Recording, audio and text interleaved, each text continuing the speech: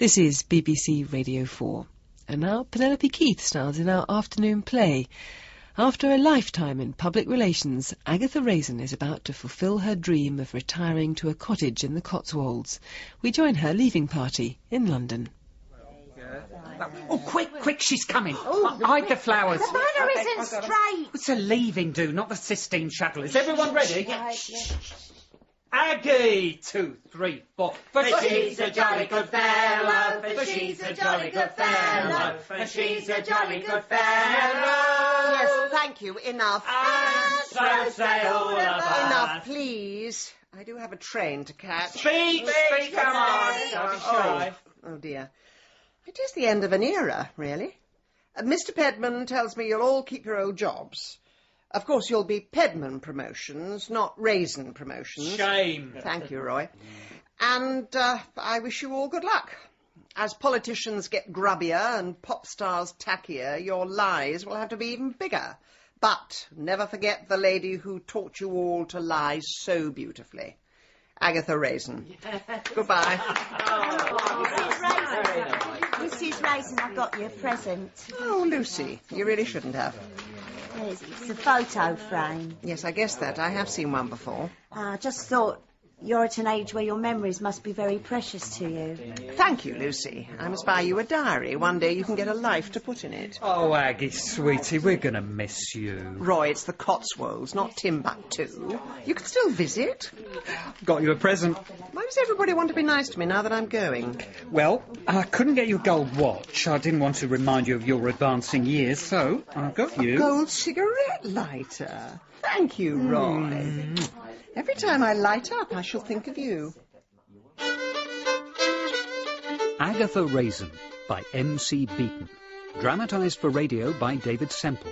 Starring Penelope Keith as Agatha.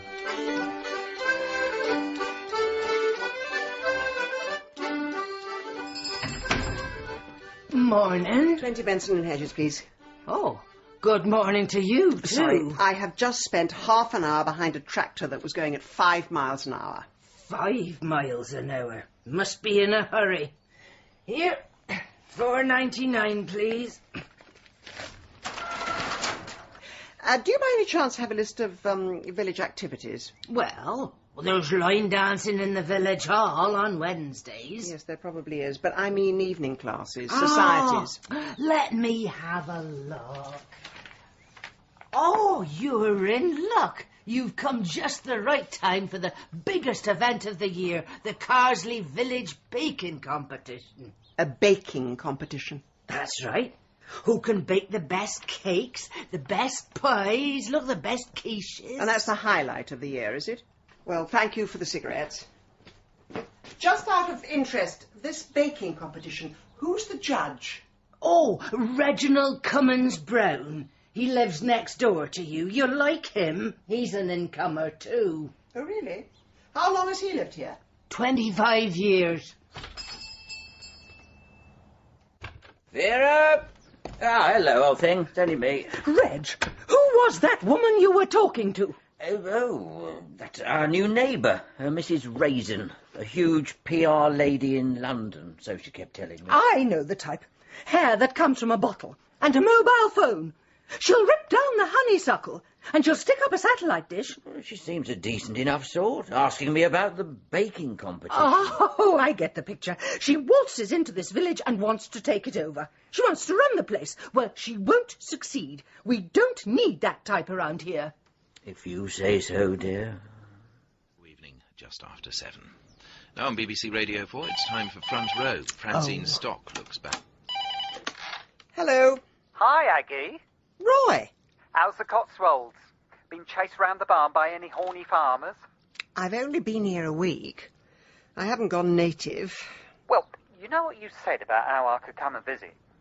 Yes. Well, can I come and visit? You can come next weekend on one condition. And what's that then? Bring me a quiche from Economides Quichery in the King's Road. Don't they have any quiches in the countryside? They do, but I am entering a baking competition, and I want to make sure my quiche wins. Aggie, love, I may be missing the point here, but if it's a competition, aren't you meant to bake it yourself? Roy, country people make things and grow things. City people pay other people to make things and grow things. Now, I am entering this competition, but I am obtaining my quiche the London way.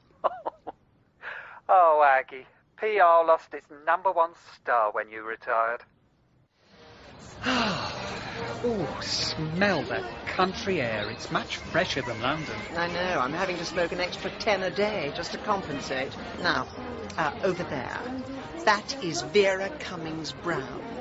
Her husband's judging this. Oh, the legendary Vera. Yes, the woman who spent 2 weeks avoiding eye contact with me. Give me the quiche. Go. Mrs. Cummings Brown? Yes? A quiche for your competition. Oh, well, don't give it to me. I don't want grease on my fingers. Put it down there. Now, I need your details. Name? Agatha Raisin. I live next door to you. Oh. Oh, so you do. I'm the one you stare at through your net curtains. Oh, jolly dee. And your friend? This is Roy Silver. Hello. Oh, An assistant at my PR company in London. and did you make the quiche, Roy? Oh, not me, no. Oh, you look like the sort that might make quiche. Right. Put this label on your dish and take it into the tent down there. Judging is at 3 o'clock sharp.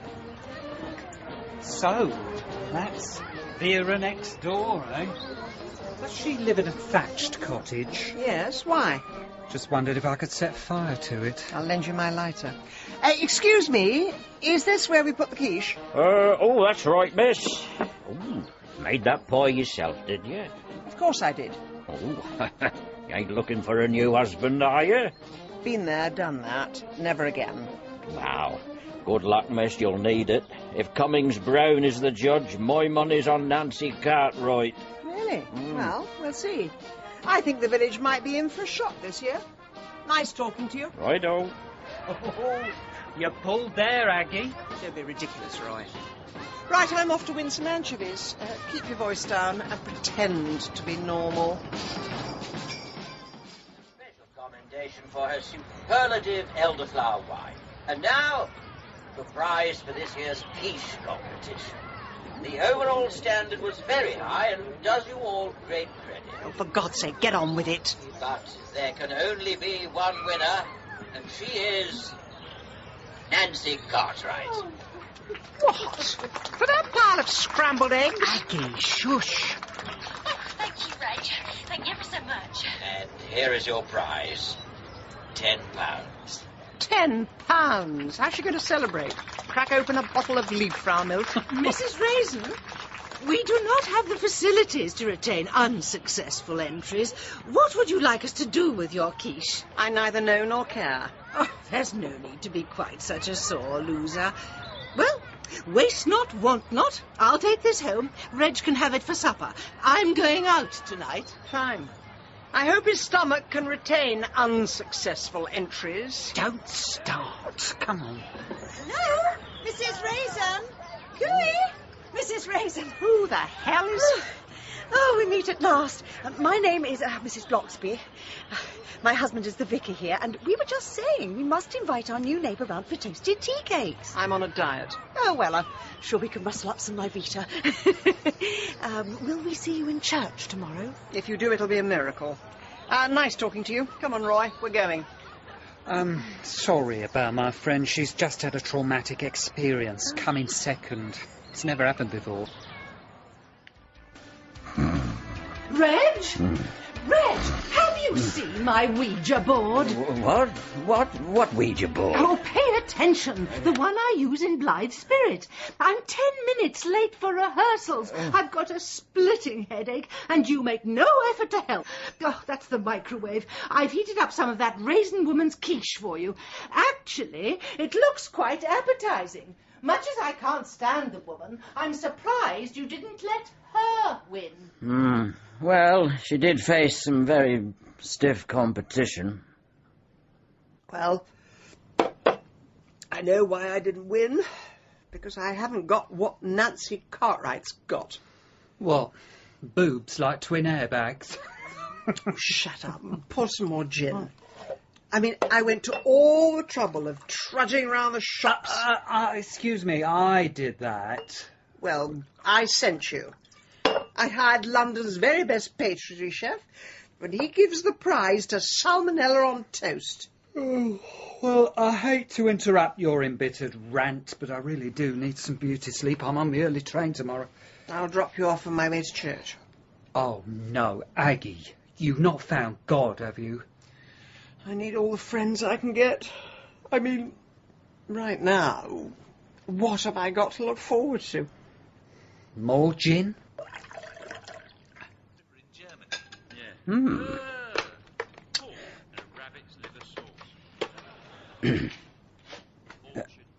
Hello, are you alone? Oh, good. Yes, the old dragon's gone out too. No, just staring at the box, eating quiche. It's rather good, actually. It's from that Raisin woman.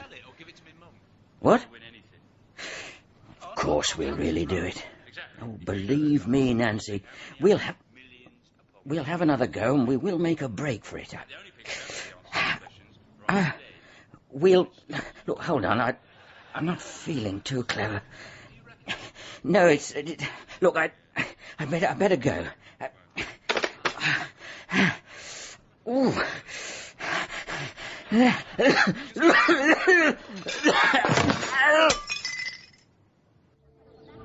Very good sermon, Vicar. Very interesting. Thank you, Mrs. Harvey. Oh, Mrs. Raisin. So glad you could come. Yes, well, I won't be able to make it every week. Oh, well, you're here today at least. Oh, Mrs. Ellman. Must be excuse me, madam. Are you Mrs. Agatha Raisin? Yes. I am Police Constable Griggs. This is Detective Constable Wong. Perhaps we could have a word? You better come to the cottage. Now, look, if it's about that speeding ticket... It's nothing to do with that, Mrs. Raisin. It's about your neighbour, Reginald Cummings Brown. Oh, that old bore. What's he done now? Not a lot. He's dead. What? He's dead. And we believe he may have been poisoned. Well, what's that got to do with me? I don't feed him. His wife says the last thing he ate was your quiche. They brought it home last night. But that quiche came from... That quiche was homemade. Indeed. Well, perhaps you could show us how you made it. Yes. Right, of course. It's through here. Ooh, nice kitchen. Perhaps you'd like to show us your ingredients. Well, it was a normal quiche with normal things, like herbs. And where do you keep your herbs? I've run out. What else? The usual. Eggs. I think. Yes, eggs. Definitely eggs. And these eggs would be, in the fridge. I suppose you had the last one for breakfast, did you? And, what else? Flour. And where's that, then? In here. No, not that one, sorry. Oh, heavens. Damn these cupboards. Things are never where you put them. Mrs. Raisin, perhaps your flour is behind the microwave Indian banquet or the boil-in-the-bag spaghetti bolognese. Might be. Mrs. Raisin, in my humble opinion, you would have to look up the ingredients to make a boiled egg. Yes, officer. Guilty as charged. So, where did this quiche come from? Economides Quichery in Chelsea. Oh, dear. Please don't tell anyone I cheated. I won't need to. They'll read all about it in the local paper. You've reached the answer phone of Agatha Raisin. Please leave a message. Oh, hello, Aggie. It's me. Just calling to say thanks for a fab weekend. I've been ever so busy. I'm sorry it's taken me so long to Roy, it's me. Oh, yeah. Cool screening, eh? What have you been up to? Oh, dear. You haven't heard. Remember the quiche competition? Yeah. I poisoned the judge. You what? He took my quiche home, ate it, dropped down dead. It's cowbane poisoning, apparently. No. Hang on, cowbane, is that like mad cow disease? No, it's a plant. Grows on marshland, and somehow it got mixed up with the spinach. But I spent 25 quid on that quiche. It was organic. Precisely, so they don't use weed killer. Hence, weeds get mixed up with the spinach. I know, but even Even so, what are the chances? Roy, I've been reading about it on the internet. It happens occasionally. Most people survive, but Reg had a weak heart. It still sounds strange. Is there anyone actually benefits from Reg being dead? Well, it gives us something to talk about. And Vera is lapping up the weeping widow role. I'm not surprised she's such a star of amateur dramatics, swanning round the village, telling anyone who listened that she wants to be alone. Who else was close to Reg? Well, there's that woman who won. Nancy Cartwright. Terrible cook. Breasts like Dolly Parton. Perhaps I should go and talk to her. Where do women in white stilettos go for entertainment? Oh, like I'd know. I don't know. Well, how about bingo halls? Bingo, yes. I'll try that. Look, Aggie, please be careful. People can get very angry if you poke your finger into things like that. Yes, thanks, Roy. I've got to go. Someone at the door. Coming! Mrs. Bloxby. Oh, my dear Mrs. Raisin, I do hope we're not disturbing you, but Mrs. Cummings-Brown here wanted a word. Please, come in. Sit down. Thank you. Would you like tea, coffee? Oh, no, thank you, Mrs. Raisin. This is very hard, but I just want to say, I forgive you. We all make mistakes, and sometimes our mistakes have terrible consequences. You couldn't have known. I mean, such a lot of food scarce these days that there must be something very wrong with the world. There, dear, do have a tissue. Dear, I just feel so alone. What am I going to do with my life now? Well, you've always got your amateur dramatics. Yes. Oh, my poor Reg. I want to go home. Of course, my dear. I'll come with you. No. I want to be alone. Shall we go after her? Oh, no. She needs a little while to collect her thoughts. One sees a lot of this as a vicar's wife. We're always here for the lost and the bereaved. I feel rather lost myself at the moment. And as if Reg's death wasn't enough, now the whole village knows I'm a cheat. Oh, dear. Well, there has been some gossip, of course, but people are still a bit sensitive. Last month, the village shop was raided by a man wearing a monkey mask. They're all convinced the robber must have come from London. Why? Well, because, of course, no one from round here could do such a thing. Oh, honestly, why are people so ignorant? Oh, I know, but once you've spent some time in Carsely, you'll find we're not as small-minded as you think. Well, right now I'm tempted to sell up and go home. Oh, and I thought perhaps you'd found a new home here. I was going to invite you to the Carsely Ladies' Society. We have a charity auction coming up, and, well, with all your experience, you could have... Oh, well... Carsely Ladies, that sounds fun. But, do you know, Mrs. Bloxby, living in a village, what I miss most is a really good game of bingo. Oh, oh, Mrs. Raisin, forgive me, I wouldn't have put you down as an aficionado at bingo, but yes, we do have sessions in the village hall on Wednesdays. Thank you. I must go along and try my luck. Oh. All right then, ladies. Highs down, everybody, for your full house. Excuse me. Here we go. I'm so sorry. Excuse me, is this seat taken? Oh, you can have it. I'm off. My number's never come up. Just a minute. I'm sure I've seen you before. Aren't you Nancy Cartwright? You're Mrs. Raisin. Oh, it's a terrible business about Reg. I know. I still can't believe a perfectly ordinary quiche can kill someone. You're not the only one. What? Mind you, it was handy having an incomer in the village they could blame. Nancy, are you saying what I think you're saying? I might be. Oh, let's get out of here. I live just across the road. The one with the... That's right. The one with the rusty car on the front lawn. Yeah, that's me.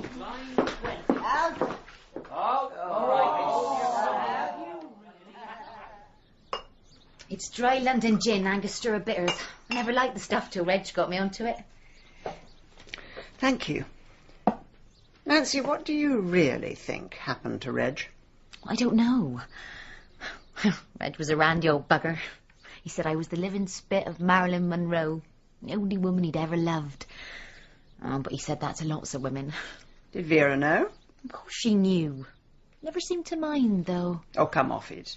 Vera, Lady of the Manor, Cummings Brown. Well, they never seemed to last. Reg had his flings and then they'd leave him. I don't know why. But I was different. He was going to stay with me, run away with me. Oh, yes? Last harvest supper, said he'd had enough of Lady Snobby, controlling him, putting him down. He said he'd meet me outside the Red Lion after midnight, and we'd drive off together. Be two little lovebirds living up in the south of France. And yet you're still here, drinking pink gin. I couldn't do it. After the meal, I come home, packed some things, and had a bath. I lay there. I could hear my husband snoring on the sofa. And I just closed my eyes for a minute. When I wake up, it's 3 o'clock in the morning. I've turned into a prune. I couldn't do it. No, I never can. Nancy! Oh, no, that's my husband. I just been reading about Reg Cummings Brown. He ain't coming if you ask me. Who's she? Well, this is Mrs. Raisin from Puddleduck Cottage. Just called social like. What do you want? I'm collecting money. Children in need. What about out-of-work labourers in need? Quite. Well, I'll be off then. Yeah, you've got a nerve. Begging for our notes from the likes of us. Haven't got a penny. Her sink to that. Oh, John! Oh, not in front of Mrs. Raisin. Nancy, if you want me to stay, I will. No, please go. Well, you know where I am if you need me. Don't come back! Home, sweet home. Nicotine, sweet nicotine. Oh, honestly. Morning, Mrs. Raisin. Remember me? Constable Wong. How could I ever forget? Please call me Bill. Come in, Bill. What have I done now? Oh, nothing. I come bearing gifts. And a little something in my basket here. Have a look. That's a cat. We can't get nothing past you, can we? Oh, she's the runt of the litter, and if we don't find her a home, she's going to be drowned. There must be someone in the village. Oh, I've tried everyone. But I can't have a cat. Oh, dear. Well, I don't know what I'm going to do with her, then. Oh, I see. You come here as a friend, call me Bill, but you're testing me to see if I could do it. What? You want to see if I could allow a creature to be killed, to see if I'm capable of it. Mrs. Raisin, no one's accusing you of anything. We're absolutely satisfied it was accidental. But I have got another reason for giving you this. Oh, yes? But a little birdie told me you were thinking of leaving. And I thought, well, an animal might make you feel more at home here. I mean, she certainly made herself at home. Oh, look at her there, scratching your furniture. No! Not the chaise longue, please. So, why do you want me to stay? Maybe I like you. And with you here, I'm not the only outsider. Outsider? You're a pillar of the community. I'm a Gloucester boy, but my dad's half Chinese. So to a lot of people, I'm an alien. Half the village thinks I'm an alien, and the other half thinks I'm a murderer. So, what do the police give me for protection? A terrifying, ferocious, tiny orange kitten. We do things differently in the Cotswolds. Look, I'll leave you two to get better acquainted. No, wait. I'll call back tomorrow, see how you're getting on. But I don't want a cat. Oh, you'll come to love her. Bye. Thank you very much. No, not under the sofa. I'll never get you out, and I'm already late for the Carsely Ladies' Society. Come here. Come here. Oh, you need a name. I've never named a cat.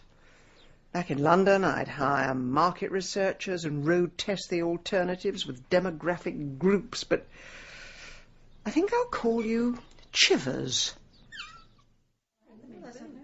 Oh, Mrs. Raisin, I'm so glad you came. You'll find us in the midst of some embroidery. Embroidery? We're working on the Carsely Ladies' Tapestry. It's a pageant of 500 years of village life. We're displaying it at the auction. I haven't sewed since I was 8. Ah, well, your job is to wander around and say, that looks nice. Now, if you'd like to go on through, I'll join you shortly, but I must just replenish these macaroons. Oh, hello, Mrs. Raisin. Nancy, nice to see you again. Yeah. Sorry about my John. I mean, you caught him on one of his off days. How are things at home? Oh, fine. Absolutely fine. Come on, I'll show you the tapestry. This is beautiful. I know. All our lives, laid out in 6-inch squares. Over 50 years old, this is. Really? The village seems rather fond of animals. Why is there a gorilla in the village shop? Oh, that's the evil so-and-so what robbed my shop. That's right, the man in the monkey mask. Slightly unusual subject matter for a tapestry. Well, Mrs. Bloxby didn't want me to put it on, but I said it's traditional. We've always included everything what's happened. And there's his getaway car, see, pointing towards London. Oh, yes. And how did you deduce he came from London? Well, it stands to reason, doesn't it? Lot of bad things come from London. Oh, come on, Mrs. Raisin. Why don't you try a few stitches? Because I really don't want to ruin it. Oh. I didn't think you looked the type to sew. You'd pay someone to do it for you. Mrs. Harvey, are your scissors blunt? No. No, they're fine. I'm surprised when you've spent 10 minutes stabbing me in the back. Oh, I just likes a bit of honesty in people, that's all. I know I cheated in the competition. I know you believe in the ethnic cleansing of anyone south of Watford. But why do you think I went to all that effort to win a pastry competition? I suppose you were in it for the money, like all London people. Do you really think I would spend £25 on a quiche so I could win a tenner? Oh, you tell me then. Why did you do it? I did it because I want to fit in. I want to be part of a community. But if you don't want me, then that's fine. There's always Tuscany. Macaroons, anyone? Oh, I think that's what Mrs. Raisin, may I have a word, please? I'm sorry, Mrs. Bloxby. I seem to turn every occasion into a blazing row. Oh, in the Church of England, we call it a challenging discussion. But it's not about that. Mrs. Mason and I were just discussing the charity auction. Now, usually she's the auctioneer, but she says, as you have such a lovely speaking voice, this year would you do the honours? At last, something I can do. Making a noise and making money. I'd be delighted. Chivers! Where are you hiding now? Oh, not under the sofa again. My poor knees. Oh, what's the matter? Someone in the garden. Chivers! Chivers, mind the glass! Come here! Let me pick you up. It's a brick. There's a note wrapped round it. It says, I should sell up and go back to London. Only a language I wouldn't dream of using in front of a kitten. Thanks, Charlie. Right, Mrs. Raisin. That should keep you safe till morning. If you give this number a buzz, they do very good security windows. I still won't feel safe. Someone in this village doesn't want me around. Some prat who doesn't have the guts to show his face is making a protest about outsiders moving in. I hope that's what it is. I hope it isn't personal. That's happened before. I have my suspicions. I'll get that. Oh, Detective Constable Wong. Is Mrs. Raisin all right? We heard there'd been a break-in. Come in, Mrs. Bloxby. Oh. I'm fine. Well, I'll leave you two ladies together. Mrs. Bloxby, Mrs. Raisin. I'll drop by in the morning. Thanks, Bill. Such a nice young man. Oh, my dear, you have been through the wars. Whatever happened? A spot of redecorating. Oh. Someone decided my window would look better without any glass. Oh, heavens. Well, is there any broken glass on the sofa? I don't think so. Why? Because that's where I'm sleeping tonight. You don't want to be alone in the house. Oh, I couldn't let you go to all that trouble. Oh, nonsense. You may come from London, where people don't know who their neighbours are, but we do things differently here. Come along now.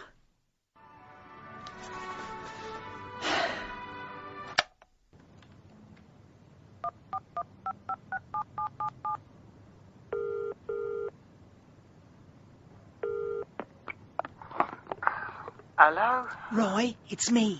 Someone put a brick through my window. No. Are you all right? Get the police. They've been. It's like Fort Knox in here.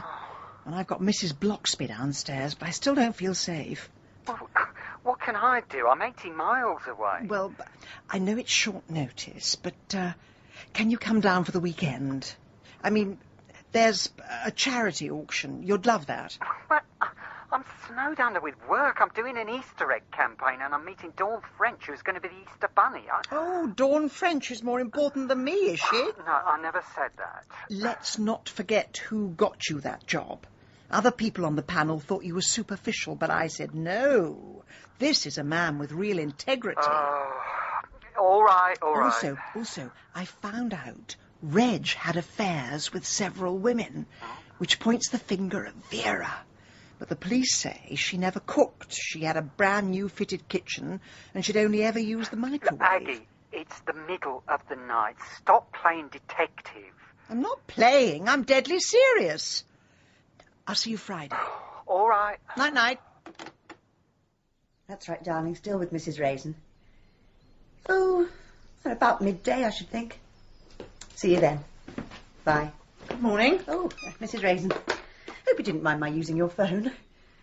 Did you sleep? I did. But I was woken by a hungry kitten and the smell of coffee. Yes, well, I was going to bring it up to you, but alas, you've beaten me to it. Sugar? Oh, no, thanks, I'm dieting. Oh, but I will have one of those nice chocolate digestives. Mrs. Bloxby, I've been thinking. Oh, yes, dear. This charity auction, I have some items to offload. Oh, what kind of items? Well, I have some useless trinkets from my PR days, presents from pop stars, gold discs, and my furniture is too big for this cottage. I mean, look at this widescreen TV. It's blocking out the sunlight. Good heavens, you can't give that away. Have you seen what's on TV these days? No.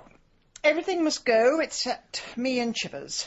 Oh, Mrs. Raisin, that's the most marvellous news. Well, I hope you get a few quid for them. No, not that. I mean, it's marvellous news that you're staying. But what made you decide to stay? The brick through my window telling me to go. I've never much cared for Nazis. If they want to fight, I can be very, very dangerous. Are you quite sure about this, Bill? No. I can usually tell if someone's guilty by the look on their face when they answer the door. Morning, Mrs. Cartwright. Is your husband at home? No, I don't know where he is. Hey, there he is. Oh, no, leave him alone, John! Get off me! Hey, there, Bill. Look up there. My, you have been a busy boy. I know my rights. I love you. I love you both. And blow me, there it was on top of his wardrobe. His own personal monkey mask. It was him who raided Mrs. Harvey's shop. We've been after him for months. Well, thanks for telling me, but what's it got to do with me? Get down, Chivers. Well, he put a brick through your window because he thought you were on to him. Apparently, you'd been to see his wife. Poor Nancy. Well, she's better off without that ape. But one thing does puzzle me. Why did you go and visit her? It's a free country, and she makes a very good pink gin. Because if I thought you were trying to undermine a police investigation... Bill, look me in the eye and tell me. Do you think Reginald Cummings Brown was murdered? That is of no concern to you whatsoever. In other words, yes, I knew it. Agatha Raisin, when we investigate a murder, we find out the most terrible things and people get hurt. This isn't a murder, so why keep on digging? Why risk hurting people? Because it's what I do, Bill. I'm in PR. I spend half my life burying my clients' dirty secrets, the other half digging up other people's. I'm too old to change now. You could get your fingers burnt, Mrs. Raisin. You really could. Now, speaking of dirty secrets, you've got a man on your doorstep dressed in a cowboy suit. Oh, that'll be Roy. Roy, you made it. Oh, yeah, I did. And Dawn French is not a happy bunny. Bill, this is Roy. Roy Bill. Oh, hello. Right. Well, I'll be on my way then. Remember what I said. Well, who's your boyfriend? He's not my boyfriend. He happens to be a police officer. Yeah, well, they've obviously changed the height restrictions. He's a very nice man, just rather annoying. He says I should forget about this Reg business. I think you should listen to the little munchkin.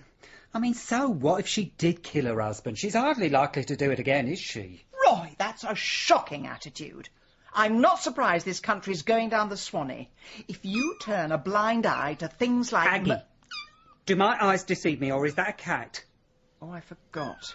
You don't like them, do you? Indeed. Please, tell me you're collecting them to make a fur coat. It was foisted on me. They were going to drown it. What was I meant to do? Give me a bucket of water and I'll show you. Roy, I'm trying to change my image. It's goodbye, Cruella de Vil. Hello, Mother Teresa. Oh, that reminds me, the charity auction. Now, I need you to try on a medieval jester's outfit. You are joking. No, Cap and bells, the whole caboodle. Well, I'll look an absolute fool. Yes, that's the idea.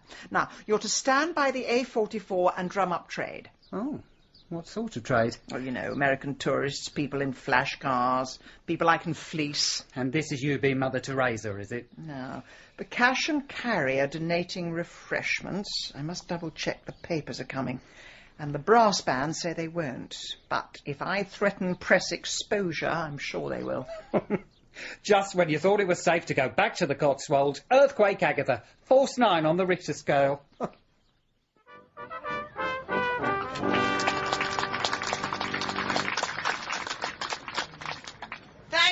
Thank you to our wonderful village band. Now, on with the auction. Lot 17. It's a memento from my days promoting pop stars. It's a large turquoise hat with a hand-embroidered unicorn and a photo of the man who gave it to me. Boy George. Do I hear £20? Of course I do. Oh, Alf, dear, it's all going so well. We've raised hundreds. I do admit Mrs. Raisin is a bit of a human dynamo. Here comes her friend. Oh, he looks quite the picture. Oh, Mr. Silver, you must be delighted. Do I look delighted? I'm stood by the A44 jangling me fool's cap while millions of Americans make home movies of me. It is for charity. I've got compassion fatigue. I'm off. I've found a pub that does Pims with little umbrellas. Here she comes, the woman of the moment. Oh, Mrs. Raisin, you must be absolutely exhausted. On the contrary, I feel cleansed. How does that song go? Imagine no possessions. Well, I don't have to imagine. From now on, it's me and Chivers and a whole new life. Well, I wish we all had that attitude. Well, I must go and thank the village band. Have they finished? We'll have crowds in here in a minute. I'll help with the tea. Oh, goodness, you are keen. Well, you can assemble the cream teas. Right. Mrs. Cartwright can help you. Mrs. Cartwright, didn't you hear? Her husband was arrested. It was because I... Oh, yes, I did hear, and that's why it's important you talk to her. Oh, here she comes. I'll go and get some more plates. All right, Mrs. Raisin. Nancy, I'm so sorry. I had no idea your husband was involved with anything. I only wanted to know about don't Reg. fret yourself. Bet you done me more of a favour. At least I won't get no more of these. Your husband did that to you? That's right. Never marked my face, though. Cunning sod. Still, I don't have to say I walked into doors now. Now I can go through 'em. Oh, Mrs. Raisin. Oh, one final favour. Could you pop across the road to the village hall, get some scones from the freezer, defrost them in the microwave? Yes, of course. Oh, now, you want the little freezer by the door, not the big one under the window where Vera keeps her pastries. Vera keeps what? Oh, Vera bought us a deep freeze last year. It's full of her cakes and pastries. Any dinner dance, harvest festival, Vera takes control. They're all in there, colour-coded. No one understands her system except her. Mrs. Bloxby, is it all right if I go home? Oh, are you feeling poorly? No, I just have the sudden urge to organise a little tea party.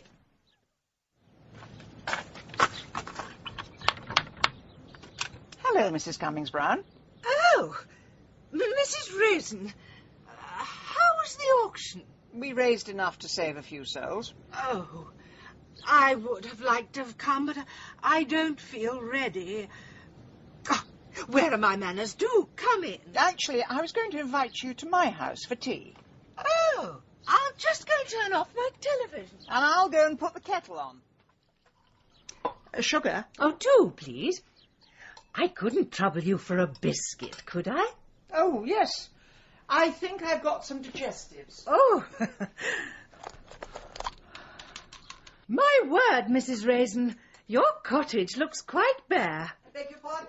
I said your cottage looks bare without the television. Sometimes you have to lose things to make a fresh start.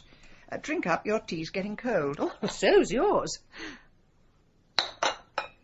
Well, thank you for the tea and biscuits. But I have a feeling you summoned me here for a reason. I wanted to talk to you about Reg. It's touching that such a lot of people miss him. You weren't the only weeping woman at the inquest. Mrs. Raisin, what are you suggesting? Well, I went to see Nancy Cartwright, and she told me that Reg had been planning to run off with her. But the night they were due to do it, she went home from the dinner dance and fell asleep. You cooked for that dinner dance, didn't you? I feed the whole village, Mrs. Raisin. Yes, I've seen your deep freeze in the village hall. A quiche for every occasion. One sends you to sleep, one sends you into eternal sleep. Well done, Mrs. Raisin. I wondered when you'd find out. There's even a quiche with a tiny dose of E. coli. A couple of Reggie's lovers suffered a nasty case of the runs, but Nancy was different. She just would not let go. So you had to find another way to end their affair. Well, it all seemed to fall into place. You moved in, a suitable outsider to take the blame. I already had 3 cowbane quiches in the freezer. Cowbane grows all round here. I remember that night. I came home, and I knew he had eaten it. I saw him laying there dead, but I could hear his voice in my head saying, "Come on, old thing. Up the stairs. Don't look in the living room. It's not a pretty sight. You go up to bed now. You can wake up in the morning and find me, be grief-stricken for a while, and then start a whole new life. I've had my fun, Vera. Now it's your turn." Well, Mrs. Raisin, you're not saying anything. I'm so hot. I like the heat, don't you? It does seem to be making you rather drowsy. Oh, my God. What a profoundly stupid move to take tea with a poisoner. When your back was turned, I simply added some pills obtained from a doctor who owes me a favour. They've even got your name on the bottle. Oh. Poor Mrs. Raisin, they'll say. It all got too much for her. Oh. Get out of my way, you stupid cat. Cigarettes? Such a filthy habit. And 3 days' heat. Your house should go up like Guy Fawkes' night. Mrs. Raisin? Nurse? Do you feel well enough for visitors? Oh, I think so. Oh, Bill. Morning, Mrs. Raisin. How are you doing? Still rather hot, shaky and scared. Well, it's all over. I brought you a little picture for your bedside locker. Chivers. Oh, is she all right? She's fine. I'm looking after her. That little kitten saved your life. How? When the fire started and she had nowhere to run, she climbed on your face, which made you vomit. How do you know that? She sold her story to the Carsely Gazette. Oh, yes, and I could tell by the scratch marks on your face. How's my cottage? Well, it'll have to be re-thatched. That Vera Cummings-Brown caused the death of 5 million weevils. She's under arrest now. Poor Vera. She was just like me, really. Didn't want anybody else stealing her prize. You get some rest. Oh, here comes your friend. See you later. Aggie, you'll be pleased to know you're in all the papers. Midlands Today is calling you the Columbo of the Cotswolds. Oh. And the Gloucester Echo calls you Miss Marple with attitude. Shut up, Roy. Oh, charming. We're so glad to have you back in the land of the living. I'm alive, am I? That's nice to know. You certainly are. I think this country air must really agree with you. Indeed. Where are my cigarettes?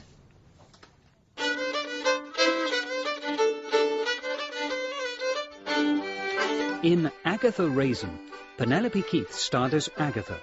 Jennifer Piercy was Vera Cummings-Brown. Chris Emmett was Reg Cummings-Brown.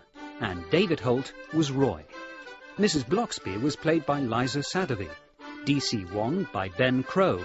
And Nancy Cartwright by Beth Chalmers. Other parts were played by members of the cast. Agatha Raisin was dramatised by David Semple from the novel by M.C. Beaton. And the producer was Carol Smith. Now, on the UK Station of the Year, we visit the Cotswold village of Carsely for the first in a new series about a retired public relations executive who likes to while away the hours, chasing men and solving murders.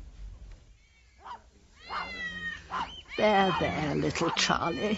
The nice vet will make you much better. All right, Mrs. Josephs. Mr. Beaton will see you now. Oh, thank you. Come along, Charlie. Come along.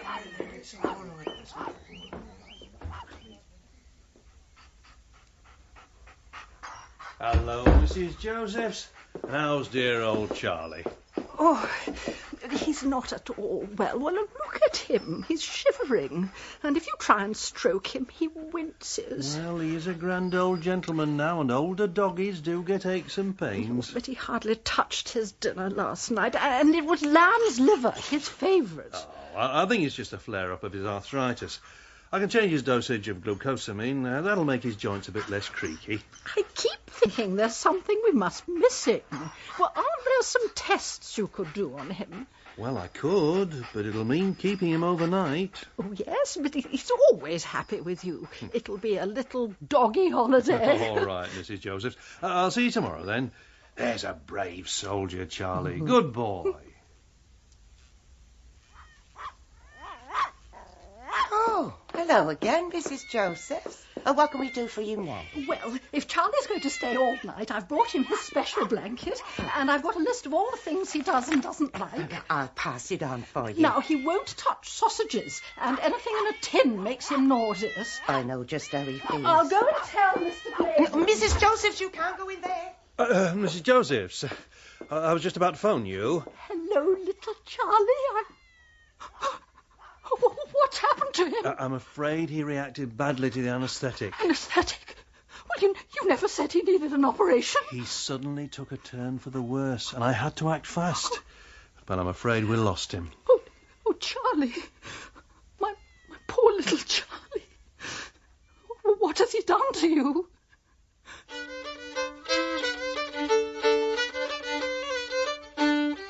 Agatha Raisin by M.C. Beaton. Dramatised for radio by David Semple. Starring Penelope Keith as Agatha. Episode 1. The Vicious Vet.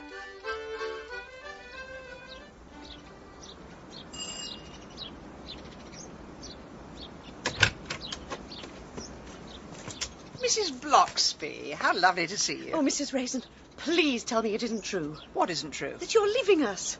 There was a for sale sign outside your house, and then that disappeared, and we all thought you'd gone back to London, but then your car appeared in the drive, and we thought... Mrs. Bloxby, I am not leaving this village. Oh, thank goodness. Oh, I brought you round a lemon cake as a leaving present, but, well, if you're staying, we can still eat it to celebrate. How could I ever leave a village which has people like you in it? Come in, I've just made some coffee. Oh, hello, Chivers. You must be glad you're staying in Carsely. London's no place for a cat. Tell that to Dick Whittington. I can't remember. Do you take sugar? No, I'm still on my diet. Though it's a bit of a losing battle, I'm afraid. Shall I cut the cake? Yes, of course. So, where have you been the past few weeks? Well, in theory, I've been setting up a PR company in London. Here's your coffee. Oh, thank you. I thought you'd retired. And so did I. But then they made me an offer I couldn't refuse. Oh, I see. Is that what they call a big fat paycheck? It wasn't exactly fat, more big-boned. An old colleague of mine got in touch. He was setting up a PR company and needed a bit of help with the start-up costs. A new company? How exciting. So it seemed. In return for my investment, I would be made a director with a substantial salary, and he had some very high-profile clients. Jobson's Electrics, Hazelmere Food. Good heavens, that's a good start. That's what I thought. I was introduced to their managing director at a launch party I paid for. You know, everyone stands around eating little nibbles, pretentious ingredients in puff pastry. Sounds rather glamorous. I should hope it was. It certainly cost a few bob. And as I bit into a quail's egg vol au vent, I suddenly realised why this man was strangely familiar. Why? He'd been on TV the week before in an episode of Casualty. Goodness! You'd think a top businessman would be far too busy to do any acting. He wasn't a businessman. He was an actor. He played a surgeon on Casualty. And he certainly tried to stitch me up. You say he was a con man? They were all con men. The whole thing was a sham. My so-called friend had fallen on hard times and tried to get me to invest in a non-existent business. Oh, dear. That's why I like living in a village. The only major fraud is when someone cheats in a pastry competition. Please don't remind me. You know, Mrs. Bloxby, sometimes I think my year in Carsely has made me lose my killer instinct. I must have a cigarette. So what's been happening while I've been away? Oh, we've got some very exciting news. You have a new next-door neighbour, a retired colonel called James Lacey. A colonel? Sounds promising. He's moved to the countryside to write military history. That's not so good. Another wet drip comes to Carsely. He seems rather sweet in a bookish kind of way. Oh, and at long last we have a vet. And about time, too. I'm fed up with taking Chivers all the way to Mercester. His name's Paul Bladen. Looks rather like Robert Redford. Really? I must take Chivers along for a check-up. Oh, why? She seems quite perky at the moment. Well, you can't be too careful. Ah, nice shiny coat, lovely bright eyes. Mrs. Raisin, I have to say your cat is a picture of health. Now, if you're still worried, I could take her temperature. Thank you. That would put my mind at rest. So, just hold her steady. Here we go. Do be careful with her. Don't worry, I've done this many, many times. It's all right, Chivers. It's all right. Yeah, 38 degrees. This is a very healthy cat. Maybe I'm just being overprotective, but she's not been the same since I collected her from the cattery. Been abroad? No. I was setting up a new PR company in London. Oh, you're a professional. I have run one or two international companies. Well, I'm impressed, I have to say. It's nice to meet someone who's got an interesting job. Carsley's a lovely place, but I do miss a stimulating conversation. I know what you mean. Mrs. Raisin, I hope I'm not being presumptuous, but I've heard there's a rather nice French restaurant in Evesham called La Lune, and I'd love to have someone to visit it with. That's not being presumptuous at all. And please, call me Agatha. Agatha. And I'm Paul. Oh, Chivers, I am so sorry about the thermometer. Let's get you home. Lucky, please. Do calm down. Excuse me, can you keep your dog under control? I hardly think Lucky's going to bite through your animal's basket. Well, if he does, he'll soon be dead, Lucky. Oh, don't listen to her, Lucky. Lucky, Lucky, Lucky. You're Frida Huntingdon, aren't you? Do I know you? You're in the Carsely Ladies' Society. I went once. It was full of small-minded individuals. Is Paul in? If you have an appointment.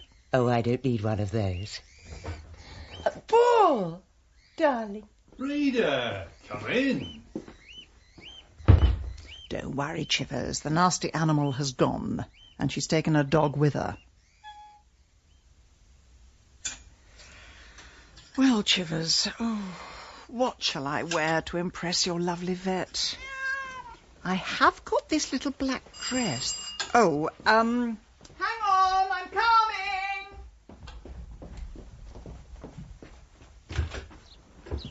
Hello there, Agatha. Bill Wong, come in. Oh, thank you. Long time no see. Well, it's been very quiet round here. We haven't had any murders recently. You must have been on holiday. I was just getting ready to meet a friend for dinner. Are you calling about anything in particular? No, just for a chat. Do I know this friend? You might do. It's Paul Bladen, our new vet. Oh dear, had a feeling it might be. Saw you outside his surgery the other day. Why didn't you stop and say hello? Well, you walked straight past me. You had a faraway look in your eyes, and you had quite a job keeping your balance with those high heels you had on. Do I detect a note of ridicule? Agatha, when that man came to this village, everyone thought the sun shone out of his... Well, you know, where he sticks his thermometer. But now people are starting to talk. And what are they saying? They say he's not quite as caring as he seems. Mrs. Josephs insists he put her Daxon to sleep without even consulting her. Well, if he did, I'm sure there was a good reason. Vets do not kill animals. They keep them alive so they can fleece their owners. All I'm saying is be careful the company you keep. And if you're going out tonight, do watch the road. There's ice and snow on the way. It's a perfectly mild evening. Things can change very quickly in the Cotswolds. Well, Agatha, how is your duck à l'orange? Do you want the polite answer or the honest one? Oh dear, hit me with the honest one. On the positive side, the duck is definitely dead. On the negative side, why do they have to cremate it? It is rather singed. The standards are definitely slipping. Oh, have you been here before? Yeah, I did come when it first opened. As I recall, the food was quite reasonable. Tell me some more about your PR company. That sounded fascinating. There's nothing to say, really. I ran it for 20 years, and when the business was worth more than a cottage in the country, I sold it and bought a cottage in the country. You're so lucky, Agatha. You had a dream, and you made it happen. It took more than dreaming. It was mostly fighting and kicking and screaming and shouting. What's your dream? Well, I've always dreamed of having my own veterinary hospital. Right here in the Cotswolds. I mean, there's so much demand from farmers as well as pet owners. But as always, it's the funding. You should try the Carsely Ladies Society. They're awfully good at fundraising. It'll take a little bit more than a few bring and buy sales, though I imagine a successful businesswoman like yourself could give me a few tips. Well, my first tip is never allow your suppliers to rip you off, which I have to say is what this restaurant is doing to you right now. Oh, dear. Agatha, this was a terrible choice of restaurant, but I do know a place that does rather good coffee. And if you like, breakfast.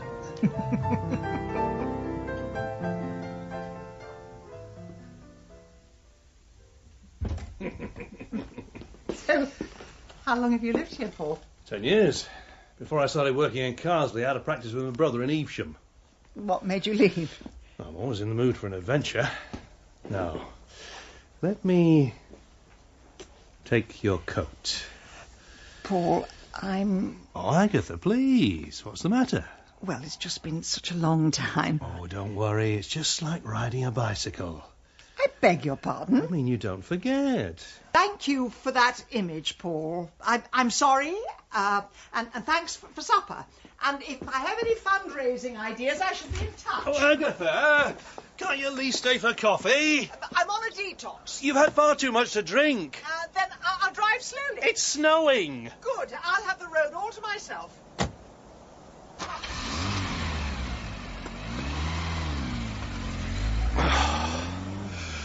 The woman's mad. Totally, utterly mad.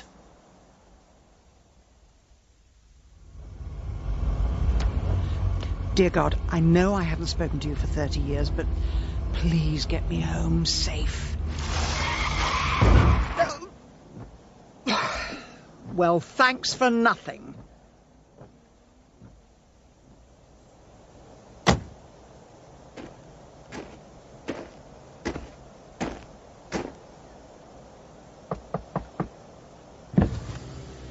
Two questions.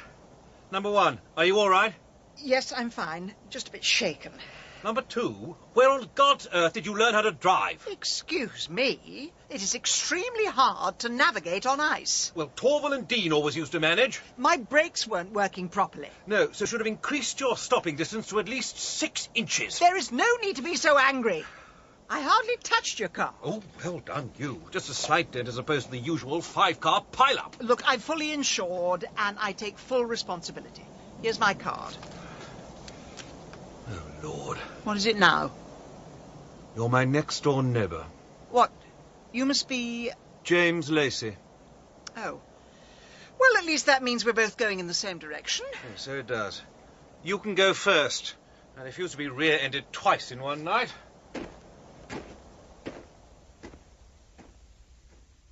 I'll come in. Oh, excuse the bare boards, just having the place recarpeted.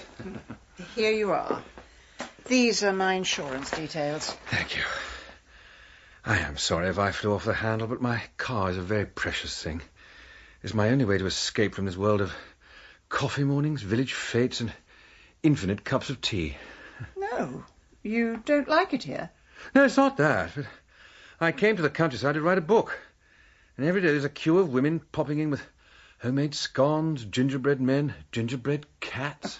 They never did that for me. Well, you're welcome to my leftovers. You're too kind.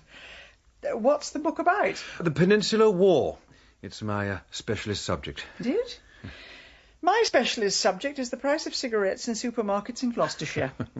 How's the book going? Very well. I'm just finishing the first chapter. Napoleon has persuaded Charles IV to abdicate, so we're about to have the uprising in Madrid. It's a very exciting time. Fascinating. Well, I must get back. I have a cat, and if I leave her too long, she phones up social services. And, you know, I sometimes feel pet owners exaggerate the talents of their prodigies. Well, nice bumping into you. Oh, sorry, I didn't mean it like that.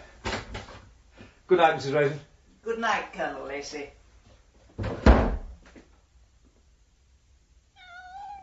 Hello, Chivers. Yes, that's right, it's me, the lady with the tin opener.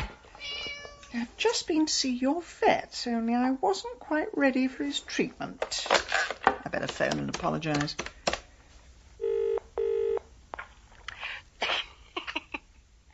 Hello. Oh, is Paul there? I'm afraid he can't get to the phone at the moment. Excuse me, who am I speaking to? I'm Paul's wife. Who are you?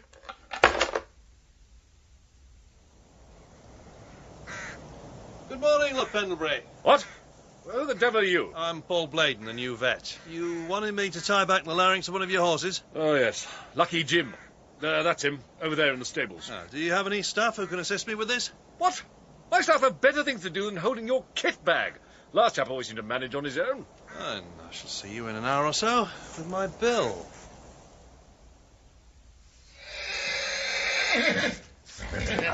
Now you are a truly beautiful animal. Not like the mangy little flea bags I see in my surgery. Hey, now, take it easy. This'll just send you to sleep. There you go. Don't you fight it. There you go. What the hell are you doing here? Look, I've done everything you told me to. I said that I would. Hey, get off me. No, please, no. They found him lying dead on the stable floor. At the moment, we reckon he fell on his syringe. But that's preposterous. Get out of the way, Chivers. Well, that's the official line. Nasty stuff, Immobilon. If it sends a horse to sleep, you can imagine what it does to a human. But surely he would have had an antidote with him. He did, but he didn't get to it. As with most things, it's easy to be wise after the event, but accidents do happen. Well, his wife must be devastated. Wife? He wasn't married? Really?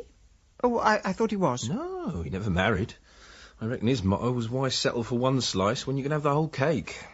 I see.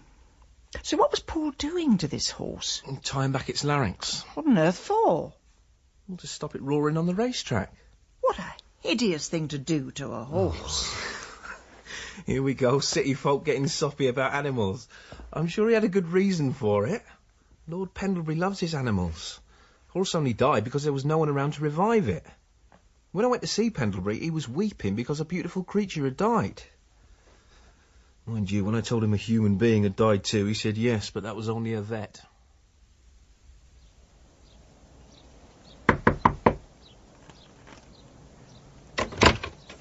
Hello. Oh, Mrs. Agatha. James, have you heard the news about our vet? Yes, I have, and it's a terrible accident, but I am in the middle of writing a book. Accident? How can you accidentally stab yourself? Well, it's simple enough. He injects the tranquilizer into the horse gets a bit frisky and tries to bolt, and knocks him onto his own syringe. That is the most ludicrous thing I've ever heard. Agatha, as a military historian, I know many people who have died through the accidental discharge of their own weapons. And as a PR executive, I know when something stinks to high heaven and someone's trying to hush it up. James, who are you talking to? It's only Agatha. Oh, Mrs. Raisin. You really do seem to haunt me. Mrs. Huntingdon? Oh, lucky you calm down. He's such a sweetie, but he can be a bit naughty with people he doesn't like. So I see. I'll take him through to the kitchen. Come on, Lucky. I thought you said you were writing a book. Yes, well, I was in the middle of a chapter, but then Frida called. And then 10 minutes later, you called. Oh, and Frida's helping you with the book, is she? Agatha. Or did she bring round a homemade cake in the shape of Napoleon? Now, don't be like that. I'm not. Well, I'll leave you and Frida to get on with your book. I just hope you don't suffer from writer's block.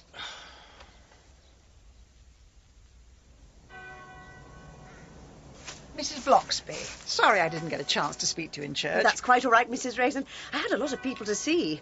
He was much loved. I think people feel he was taken far too young. Taken? Do you think it was deliberate? I mean, taken by God. Oh, yes, God. Oh, wasn't that beautiful reading the brother gave?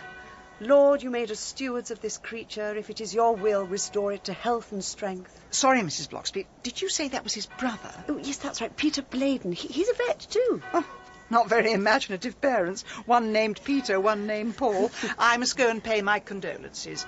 Nice talking to you, Mrs. Bloxby. Will we see you at the Carsely Ladies' Society tonight, Mrs. Raisin? Mrs. Raisin? Excuse me, Mr. Bladen? Have we met? My name is Agatha Raisin. I just wanted to say I'm sorry about your brother. Thank you. I appreciate that. My car's just round the corner. If I can give you a lift anyway. No, thanks. I've got my own. Right. Would it be possible at some point to have a chat about your brother? There's always been a lot of women want to talk to me about Paul, usually after he's dumped them. Not much point in talking now, though, is there?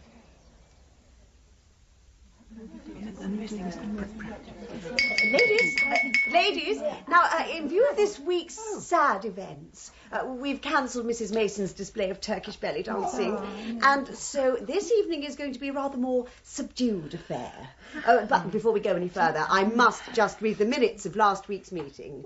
On Thursday, 20th February, Mr. Jones... Mrs. Huntington, I thought Carsely ladies were too small-minded for you. I was desperate for company. Have a seat. This was followed by a much welcomed cup of tea. This evening, Mrs. Harvey has very generously brought in some homemade apple brandy. And I have made some low-fat cinnamon flapjacks, so please do feel free to sip and munch and mingle. Thank you so much, ladies. Thank you. Thank you.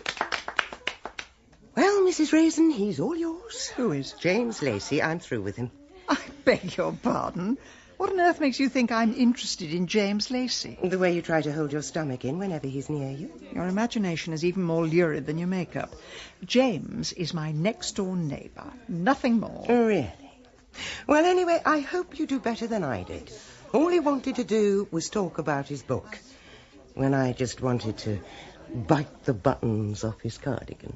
Oh, Mrs. Huntington, how lovely to see you. Did Mr. Bladen get a good send-off? It was no less than he deserved. He was a wonderful vet. Oh, do you think so? I found him rather rough with Chivers. The man was a miracle worker. I mean, look how quickly he cured Lucky's middle ear problem. A miracle worker?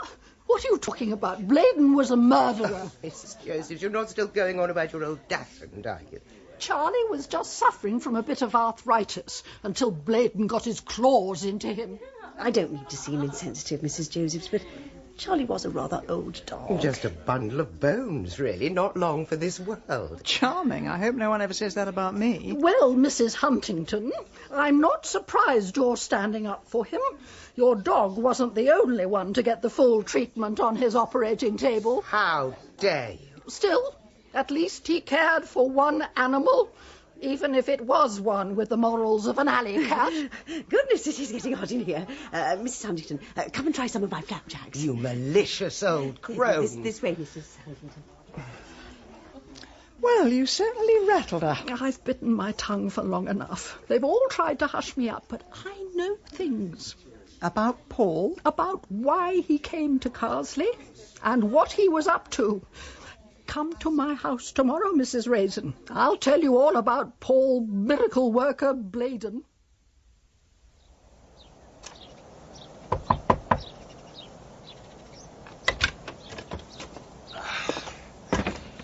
Oh, Agatha. James, are you busy?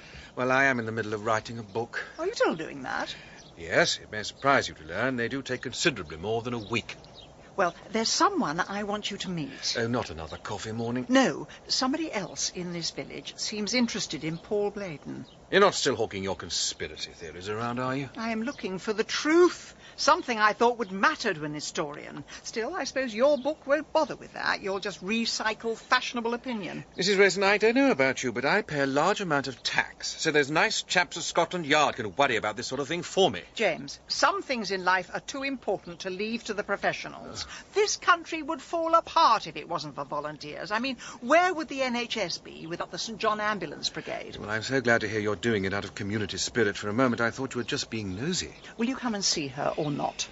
It seems it's the only way I'm going to get you off my doorstep. I'll get my coat.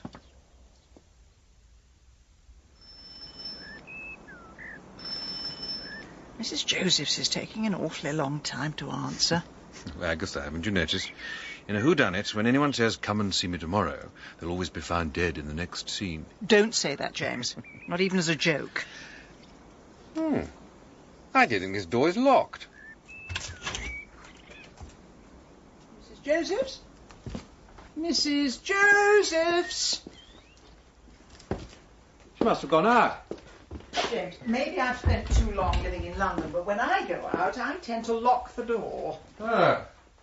Well, I suppose she could be in the bathroom. Mrs. Josephs? Mrs. Josephs?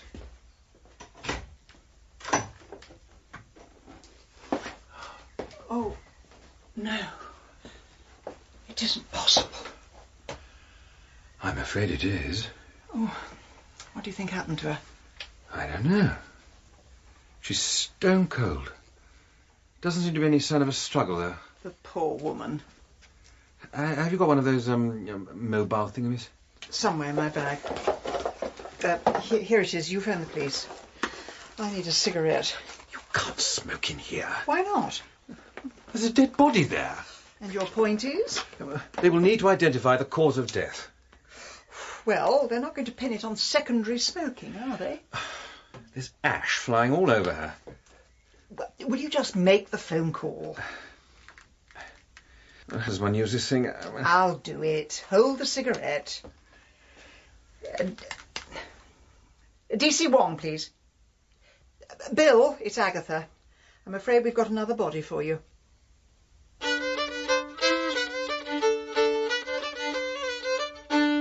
In Agatha Raisin, Penelope Keith starred as Agatha, and Malcolm Sinclair was James.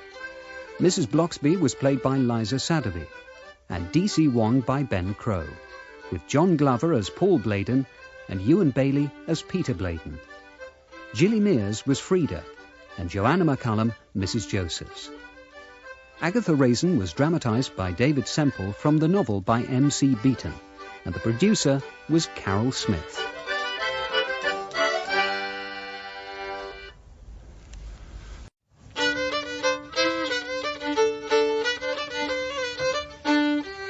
Agatha Raisin by M.C. Beaton. Dramatised for radio by David Semple. Starring Penelope Keith as Agatha. Episode 2.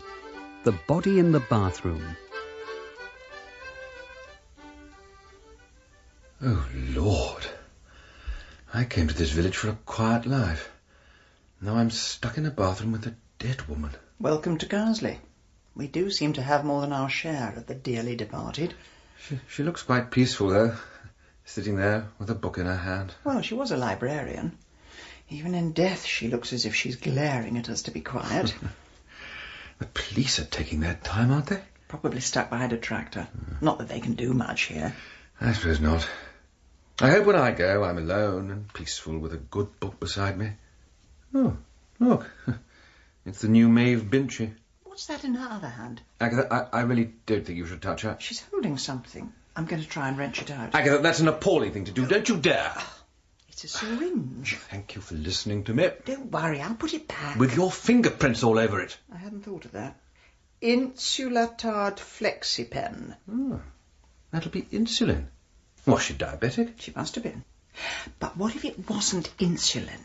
What if someone substituted some poison? Oh, you're not still trotting out conspiracy theories, are you? James, last night she said she knew something about Paul Bladen and asked me to come and see her, but someone else got here first. I find it so hard to follow your train of thought. I'm not even sure if thought is the right word. You do come out with these extraordinarily lurid theories. Well, then you give me a better one. Righto. She's in the bathroom, administering her daily injection, but she's so engrossed in this very exciting book, she accidentally injects an air bubble. You really haven't read much Maeve Binchy, have you? No, I'm more of a John le Carré man myself. Why can't you see that there is something very sinister going on here? 2 tragic accidents in 1 week. It's sad, but it isn't sinister. Has the world gone mad? Or is it just me? Probably a combination of the two. A vet is found dead with a syringe full of tranquilizer, and the police insist it was accidental. He must have fallen on it. Needle stick injuries are very common in the medical profession. And the next week we find a woman dead in exactly the same way, and somehow you managed to pin the blame on Maeve Binchy. I am just saying, don't jump to any conclusions. James, how many people have to die before you start to see a pattern? When the whole of the Carsely Ladies' Society is slumped on the floor with a cake in one hand and a syringe in the other? Oh. And that'll be the police. No doubt they'll agree with your version of events. Well, Mrs. Raisin, I am very disappointed in you. Bill, what have I done now? If you'd only told us what you knew last night, Mrs. Josephs might still be alive. If I told you last night, you wouldn't have believed a word of it. Hang on. Are you implying that her death might have been deliberate? We are currently investigating the possibility. Forensics have taken away the syringe for analysis. Oh, yes. Can I just mention, I did actually touch that syringe. You did what? I took it out of her hand. But I did put it back. And may I just point out, I did everything in my power to dissuade her from this course of action. I said it was ill-advised, but she wouldn't listen. Shut up, James. Of all the interfering, bungling amateurs. It was a moment of panic. We'll have to take your fingerprints. And then I want the pair of you to go home, find yourself a hobby, and don't get into any more trouble. Message received. Loud and clear. Rest assured, as soon as we've left the station, I shall be straight back home, on with my book, and leave police business to the professionals. I do think Bill Wong's got a cheek. When I think of everything I've done for him... Agatha, will you remind me why I'm squelching my way through country lanes with a large black bin bag? You're looking for evidence. Now, we're not allowed to be nosy. But if we just happen to be two volunteers combing the hedgerows for litter... What on earth makes you think we're going to find any evidence? Do you never read detective novels? What is the first thing a murderer does immediately after the crime? I don't know. Twirls his moustache, retires to his opium den. He dumps the murder weapon. He can't risk being caught with it. So what exactly are we looking for? A blood-spattered knitting needle? Or has he left a signed photo with the words, "I did it, honestly"? I don't know. Pills, potions, anything that could be thrown from a car window. Look, Agatha, we're both wasting our time. So far, we have no evidence at all of foul play. Then get down on your knees and find something. Oh, I do not get down on my knees for you or anybody else. And at this point, I really feel we should listen to Detective Constable Wong and go home before we're charged with obstructing police business. Typical. When I heard an ex-soldier had moved in next door, I thought at long last a man of action, instead of which you turn out to be a pompous, pedantic, whinging, wittering, public school-educated waste of space. Right. That does it. I have never been so insulted in my entire life. You must have been, surely. Mrs. Raisin, I was not put on this earth to be your slave. I'm going home for a cup of tea and the Daily Telegraph crossword. Oh,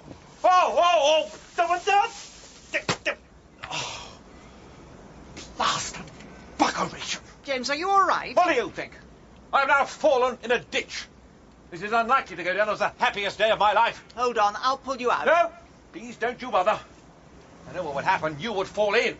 And the only thing worse than being stuck in a ditch is being stuck in a ditch with you. All right. I'll go and get my car and we'll go home. Agatha? James. This poison you were looking for. Do you think it could be found in a small brown bottle with the word Immobilon on the label? Let me have a look.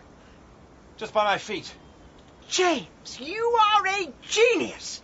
If you weren't covered in mud, I'd climb down there and kiss you. Yes, well, I am, so please don't. Whatever you do, don't touch the bottle. No, of course not. That would be the action of a headstrong idiot. I'm just going to phone Bill Wong. I know he said not to interfere, but I think he'll change his mind when he sees this. Right. That's it. I just pulled myself out. Oh, dear. I can't seem to get a signal. Well, I'm not surprised. Don't you read the local paper? Only if I'm in it. Why? What did I miss? Well, they're going to build a mast here, but the village has organised a petition to stop them spoiling an area of natural beauty. Honestly, some people are so selfish. Well, I'll go to the Red Lion. I'm sure they've got a payphone. Right. I'll see you at home later. No, James, you have to stay here and guard the evidence. I beg your pardon? Why should that be my job? You used to be a soldier. Pretend you're on sentry duty. But look at the clouds. I'm going to get wet. You're already wet. I'll be back soon with the police. Mrs. Raisin, I've other things to do. My book on the Peninsular War won't write itself. I've got so many things to worry about. The death of Napoleon, See just Saragossa?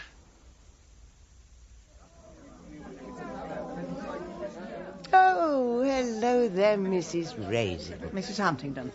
We've just heard the news about dear Mrs. Josephs. Oh, poor thing.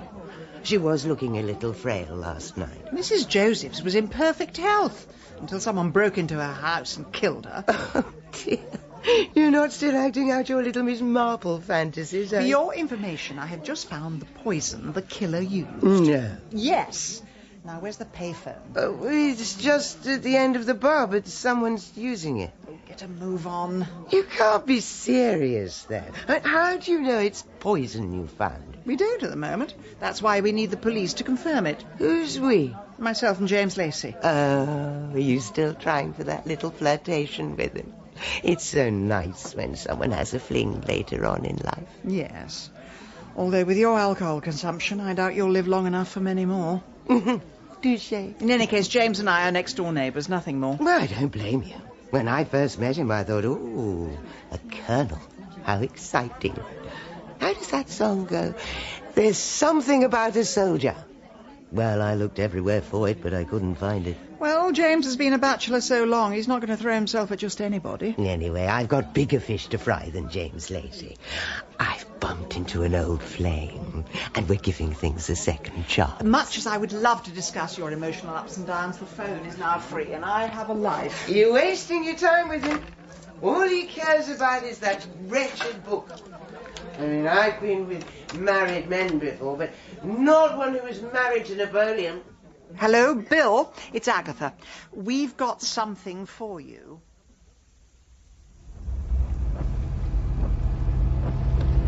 Now, Mrs. Raisin, I thought I said something about staying at home and finding yourself a hobby. I found one, keeping the Cotswolds tidy. A likely story?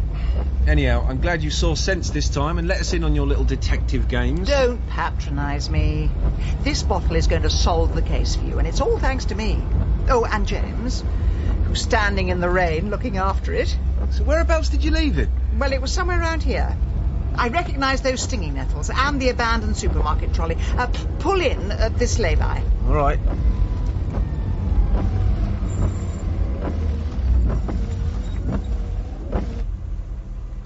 I'm sure it was here. It must have been. What's that sticking out of the roadside? Where? Down there. Little flag or something.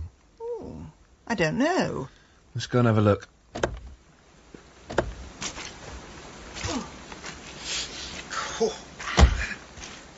Well, Mrs. Raisin, are you sure this is where you left him? This is definitely the place. It looks like he got fed up of waiting.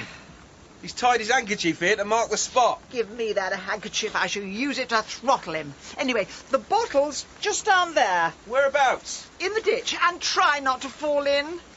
All right, I can see it. And? That little bottle is what is commonly known as Newcastle Brown Ale. But it was a medicine bottle. I saw it with my own eyes. Well, maybe it's time you got down to the opticians. Don't worry, Mrs. Raisin. It's an easy enough mistake to make.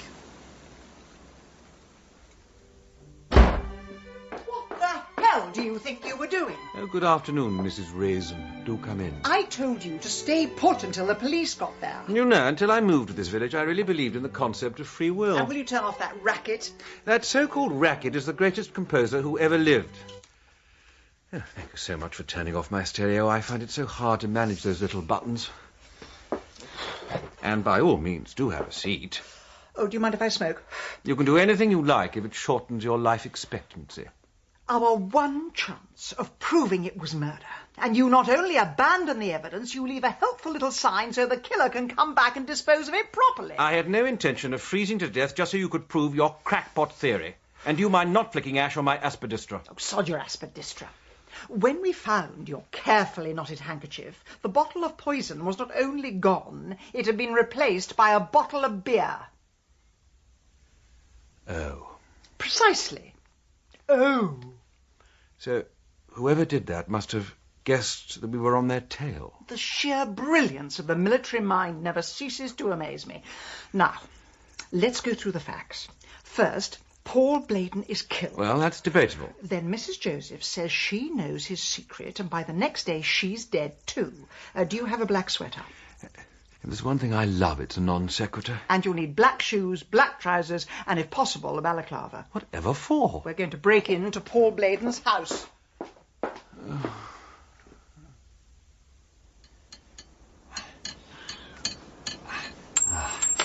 Well, I managed to remove one of the hinge pins. Take your time. No one can see us.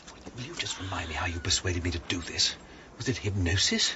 Did you slip a capsule or something into my gin and tonic? James, you're doing this because deep down you know it's the right thing to do. So breaking into someone's house is an act of moral virtue, is it? I obviously wasn't paying attention in my religious education classes. Right. That's it.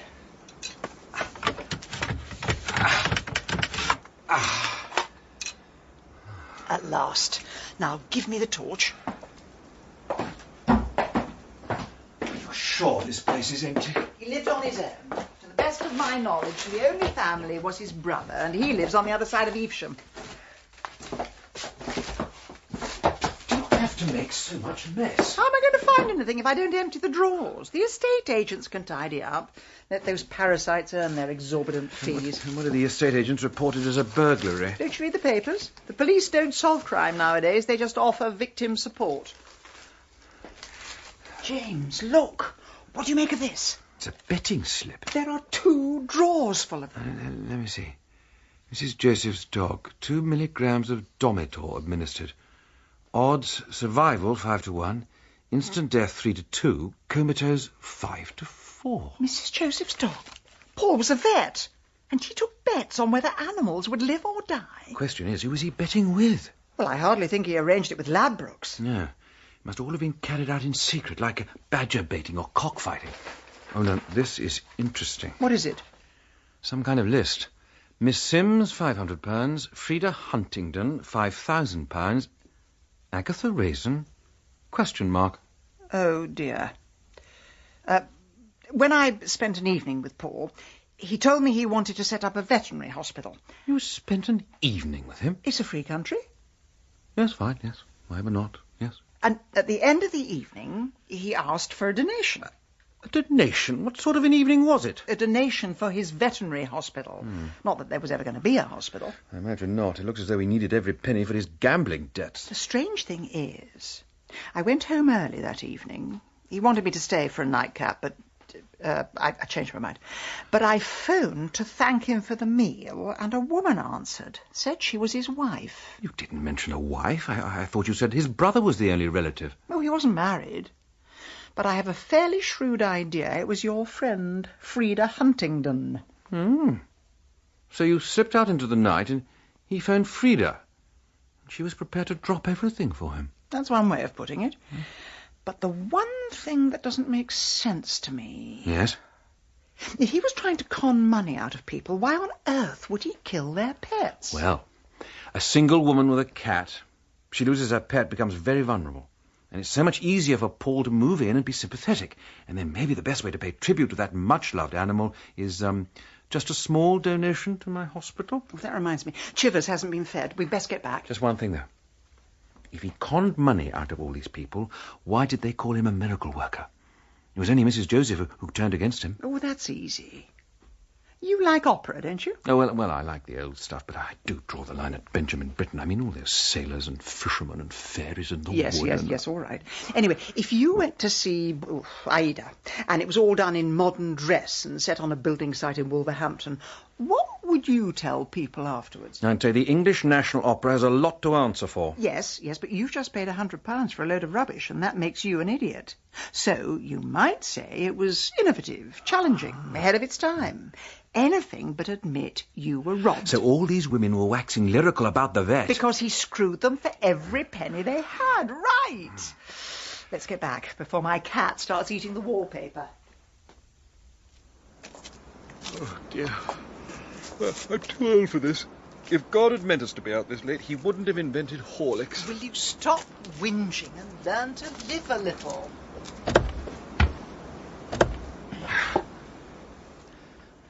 Did you ever speak to the brother? I tried to. At Paul's funeral, but he didn't want to know. I think he loathed his brother. So what have we got?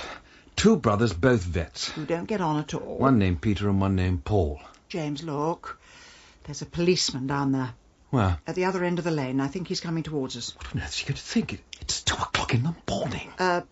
Pretend we're lovers. What? What else would we be doing in a country lane in the middle of the night?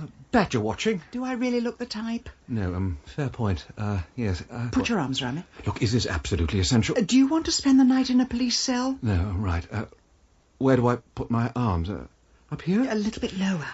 Good Lord. Kiss me. No, I really do think that's quite unnecessary. Sorry. Kiss me again. Well, I suppose if it does add to the overall verisimilitude, then I may as... Well... Just keep in this position. Don't move. Stay very, very close. Agatha, please, can you stick to the passenger seat or you'll set off the... horn. Quiet. He's looking in. Oh, dear. He's gone. Thank goodness for that. You don't need to sound quite so relieved. Right. Well, if the coast is clear, home, James, and don't spare the horses. Well, I think you did that rather well for a beginner. Mrs. Raisin, there are some things in life one doesn't wish to be given marks out of 10 for. Pity. I would have put you down for at least 7.5. Do you know, when that policeman went past, I was almost inclined to give myself up and get arrested. At least that sort of thing wouldn't happen to me in prison. You really have led a sheltered life, James, haven't you? Chivers! Mommy's home! Where are you? There's no need to sulk. I haven't exactly had a fun-packed evening either. Chivers, come on! Where are you? Chivers? Come on. Chivers? Chivers, please! Let me pour you some more tea, Mrs. Raisin. What makes you quite so sure she was abducted? Because Chivers can't open doors. I'm sorry to take it out on you, Mrs. Bloxby, but it's all been such a shock. Oh, don't worry, my dear. There's quite a search party out looking for her. Mrs. Mason, Mrs. Harvey from the village shop. Oh, and I even saw James Lacey on his knees with a tin of tuna fish, which was quite a sight, I can tell you. Before I got Chivers, I didn't know you could worry so much about another creature. Now, I wish I could go back to being selfish. Oh, you don't mean that. Now, I knew you wouldn't be in the mood for eating much, but I have brought along a very nice pineapple upside down cake. Thanks, Mrs. Bloxby. I'll have a cigarette, if you don't mind. Oh, well, if it helps you relax. Oh. I seem to be the last smoker left on this planet. One day they're going to round me up and shoot me for it. So until then, I've just got to cram in as many as I can manage. You know, Mrs. Raisin, at times like this, I'm really glad I live in a village. I mean, everyone's turned out to help. I've got the whole of the Carsely Ladies' Society combing people's gardens. Oh, all except Frida Huntington. Well, she's never liked my cat or me, come to think of it. Oh, no, she's far too busy with her new gentleman friend. I think she said they were going into Evesham. Do you know who this old flame is? Oh, it's Mr. Bladen. Don't you know? Paul Bladen is dead. No, the other one, the brother, Peter. Apparently they had a relationship some years ago, but Frida broke it off. Then they met again at the funeral, and although it seems a strange place to find romance, somehow the flame was rekindled. Mrs. Bloxby, do you mind? I have to go somewhere. Oh, is something the matter? I think I know where my cat is.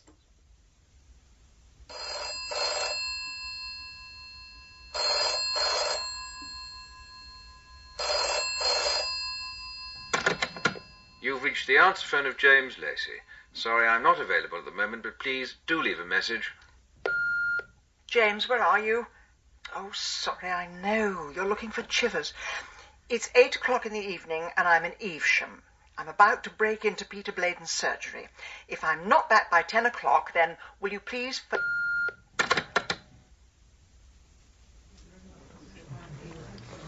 Well, Frida, how's your foie gras? Delectable. Oh, Peter, I'm so glad to be back with you. You're on the side of the angels. And I've spent so long with little devils. Like my brother. Oh, poor Paul. He was such a dreamer, but he meant well. That's one way of looking at it. Did you know I put £5,000 in a fund for his veterinary hospital? You and God knows how many others.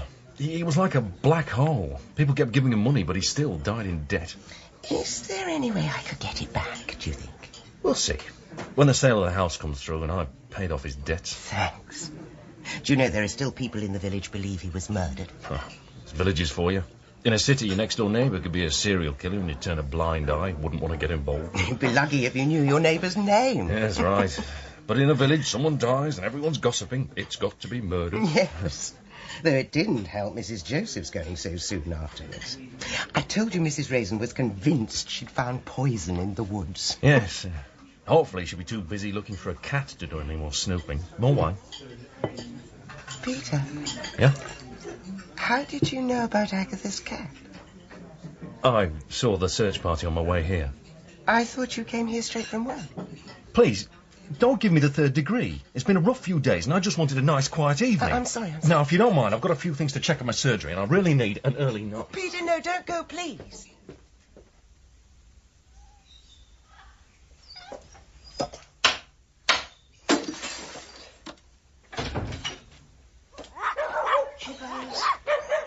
Chippers, are you in here? Chippers? Chippers, there you are.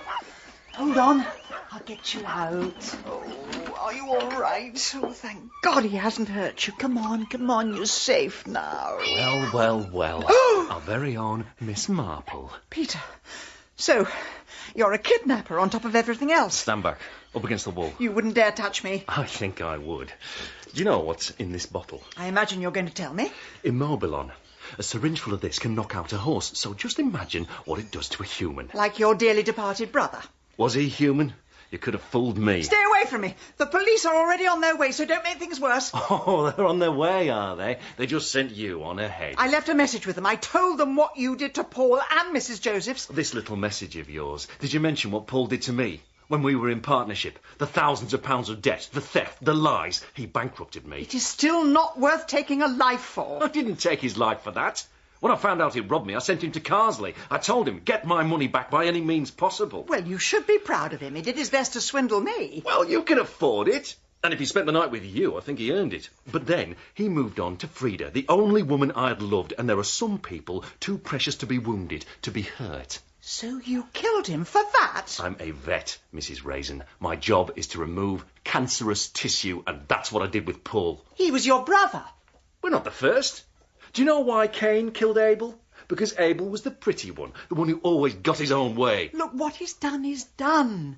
And if you let me and Chivers go, I'll say no more about it, and you and Frida can start all over again. So the police aren't on their way then? Well, that makes things a lot easier.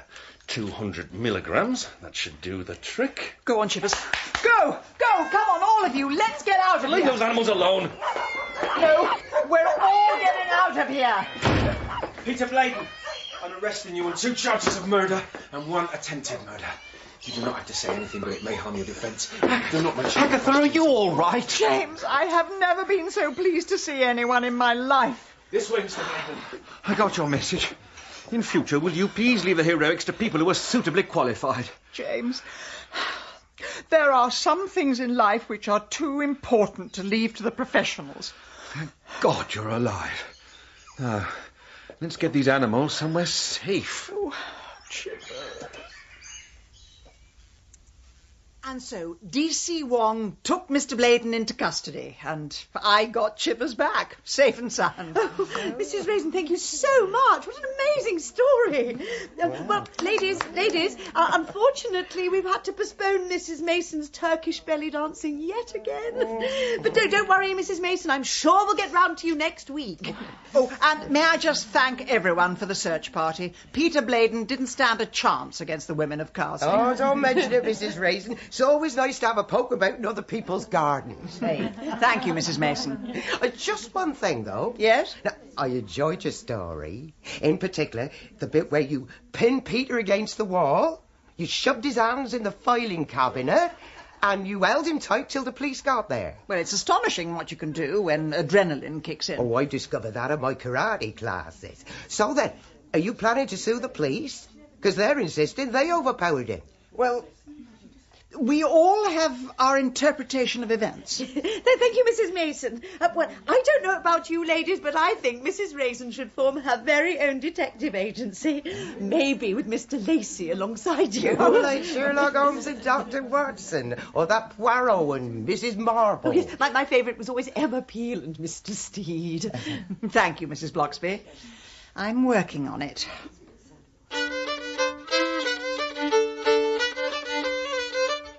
In Agatha Raisin, Penelope Keith starred as Agatha, and Malcolm Sinclair was James.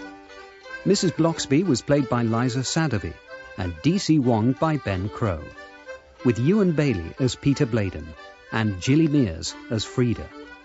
Agatha Raisin was dramatised by David Semple from the novel by M.C. Beaton, and the producer was Carol Smith.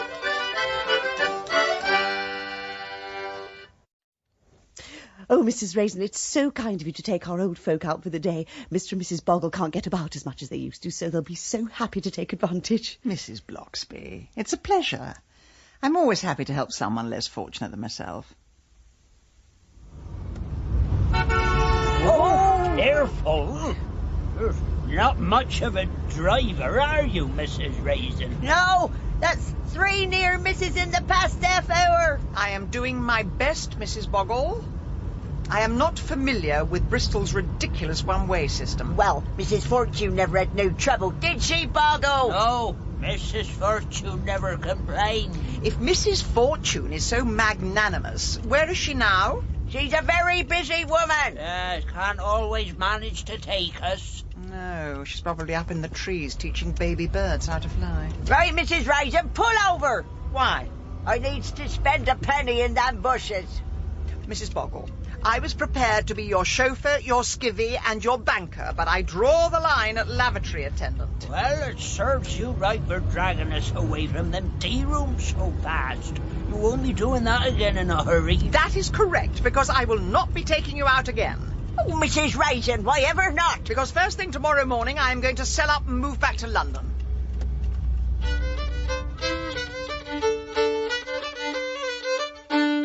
Agatha Raisin by M.C. Beaton. Dramatised for radio by David Semple. Starring Penelope Keith as Agatha. Episode 3. The Potted Gardener.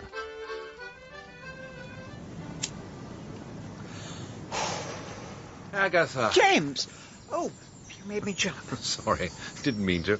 I've just been doing a spot of gardening. Thought I'd pop over and see how you were getting on with yours. Getting on fine with my garden. I stand in it, have a smoke. It provides me with weeds to look at. Agatha, you really ought to do something with it. You're letting it go to ruin. Life's too short to mow the lawn. Besides, it'll only grow back again in 6 months. You should join the Carsely Horticultural Society. It's awfully good fun. Oh, yes. Discussing the Latin name for a Michaelmas daisy. That does sound fun. Anyway, if you think the garden's bad, you should see the house. I can't get a cleaner for love nor money. Good Lord, don't tell me you're actually having to get down on your knees and do it yourself, are you? Don't you start. I've had a very trying day chauffeuring the Boggles. Oh, it was your turn this week. How was it for you? Absolute hell. But at least now I know where I stand on euthanasia. Mrs. Bloxby roped me into it last week. By about 2 o'clock I was so desperate to get home I actually faked an angina attack. Hold on, that's my front door. I didn't hear anything. Oh, it's Mary Fortune. Mary, I'm over here in Agatha's. The divine Mrs. Fortune. Yes, do invite your guests into my garden, please. James, darling. Mwah. Mwah. Hello, Agatha. Mrs. Fortune? James, I've brought you some fuchsia cuttings. Oh, excellent. What variety? There's Moonglow, Bouffant, and Baby Blue Eyes. I'm experimenting with Galahad this year. Marvellous pale corolla. Oh, that is exciting. We can do swapsies. Oh, Mrs. Raisin, this is an interesting garden. I see you've gone for the wilderness look. Yes, and it's taken a lot of work to achieve this effect. And what are those chippings in all the beds? Is it some kind of organic mulch? No, they're my cigarette butts. Oh, well, I'm sure this sort of garden is very eco-friendly. Weeds make such a good habitat for moths. Oh, come now, Mary, even moths have standards. Oh, it must be so frustrating for you, James, when the seeds blow into your garden. Still, I suppose at a certain age it's tempting to just let everything go. At least in my case, I had something to let go of. Agatha was just saying how hard it is to find a cleaning lady. Oh, I know. I am so lucky. Doris Simpson does for me. She's such a treasure. But I don't think she'd have time for your place. I do keep her busy. We'll see about that. Treasure has a way of changing hands. Right, well, I think these fuchsia cuttings need to be potted on. Are you coming with us, Agatha? No, thank you. I've just remembered I've got some wet paint and I want to watch it drying. Good evening. Oh, goodbye. Don't you find camellias an absolute joy at this time of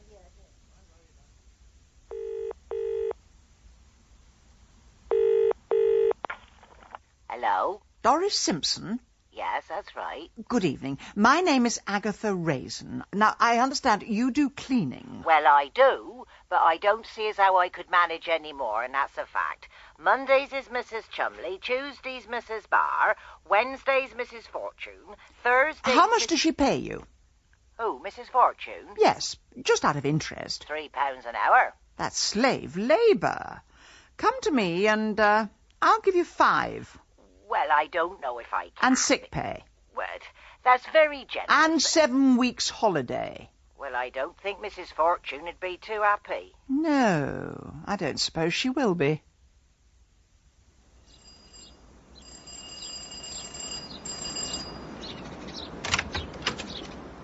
Mrs. Raisin, how dare you? Ah, Mrs. Fortune. Lovely evening. I have spent months building up a relationship with my cleaner. Oh, I see. Paying someone peanuts, never giving them time off, and following them round the house tutting. That's a relationship, is it? Fine. You can keep Doris. I hope you're very happy together. But I'm having James Lacey.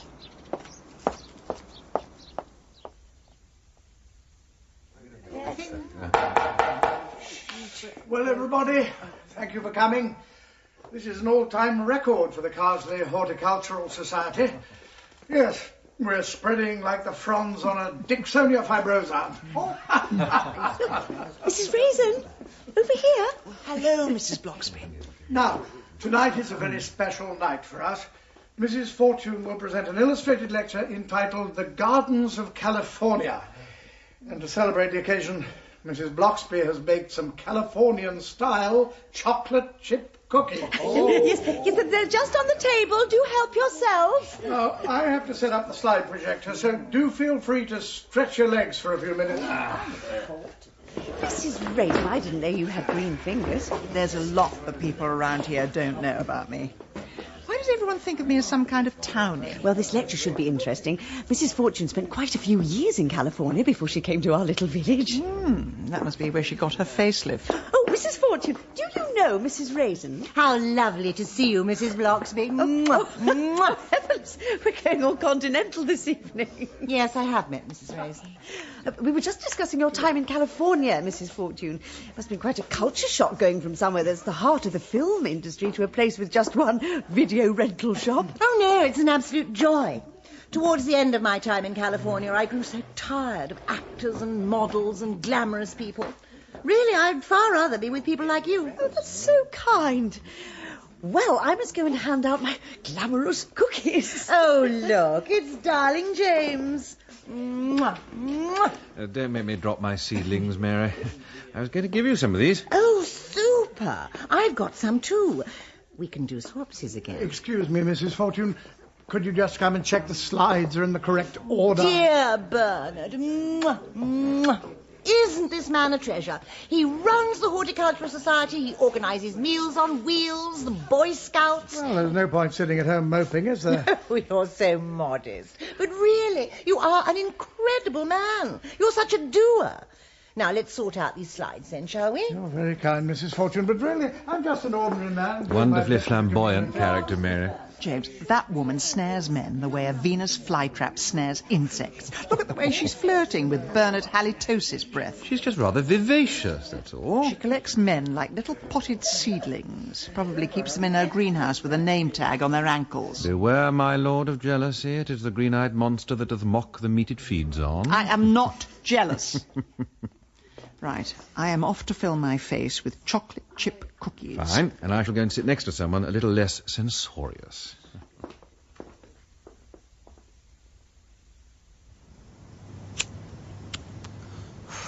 Chivers, please.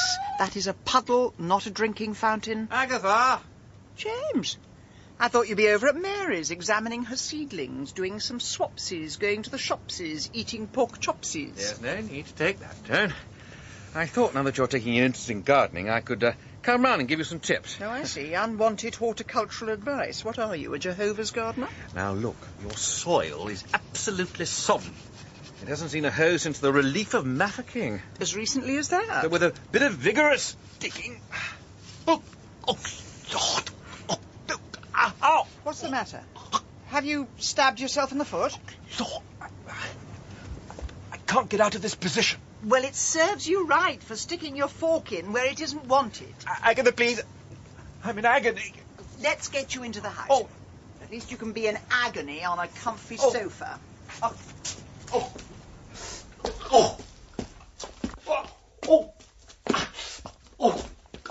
Come on in. Can you sit down? Good Lord, I can hardly lift up my head to see which way I'm... Sorry, going. What exactly is the matter with you? My back's giving me hell. And I've got this lump right here in my abdomen. Let's have a look. It's just here. Take your shirt off. Agatha, I don't think that's really necessary. Well, you don't expect me to examine it by braille, do you? Fair enough. I suppose you're right. Take it right off. Oh, very well. Look. Here it is. It's the size of a golf ball. Do you think it could be a hernia? That's possible. I'm assuming you didn't get peckish on a golf course. Can I have my shirt back, please? Oh, hold on. I'll just get that. Oh, Agatha, Aggie, it's me. Surprise, surprise. Roy, what are you doing here? Well, there's no need to sound quite so underwhelmed. Oh, hello. Good evening. Roy, there is a reason I've got a half-naked man in my living room. I'm sure there is. My name is James. I'm from next door, and my back just gave out, and Agatha was taking a look, and so I Do you think it's lumbago? No, I suppose it could be. I don't think it's... Because I could give you a massage. I'm an absolute whiz at shiatsu. No, thank you. I really must get back to my cottage, house, and... James, let me come with you. No, I think I can manage 45 yards. Ooh. I'll pop round later. There you go. Oh, here's your shirt. Thank you, thanks. Right, why didn't you phone to say you were coming? Because someone's been leaving her phone off the hook. Oh, yes. I've been getting abusive phone calls. I kidnapped someone's cleaning lady. It's a long story. Well, it's not as long as the tale of woe that I'm about to tell. Oh, dear. Shall I pour some gin and we can drown our sorrows? Oh, sweetie, there isn't enough gin in the world. So, how are things in PR? I don't do PR anymore. Your Mr. Pedman has given me the old heave-ho. No. I said if he wanted the company, he had to keep on my staff. Well, he did keep me on, but we had a bit of a contretemps. Oh, Roy. It was all to do with the British Legion poppy appeal. Now, we needed a top celeb to wear a poppy on their chest, and thinking chests, I naturally came up with Jordan. Oh, no. But Pedman insisted on using June Whitfield. Thank goodness. So, since he didn't understand my vision, I got some photos of his face, put them on the body of a porn star and posted them all over the internet. That is appalling. No, it was quite nice, actually. I printed you out a couple of copies. You really shouldn't have. Oh. So, here I am, 21 years old and on the scrap heap. Your 21st birthday is a dim and distant memory. Oh, between you, me and the lamppost. But I'm hoping if I knock a few years off, I won't be on the scrap heap for quite so long. Oh, hello, Chivers. Come to join us. You've still got the flea bag. Don't be so jealous. Now I shall make you up the spare bed. Oh, I need an early night. Oh, something exciting in the morning. The highlight of my humdrum life. Wednesday's the day we put the wheelie bins out. More gin?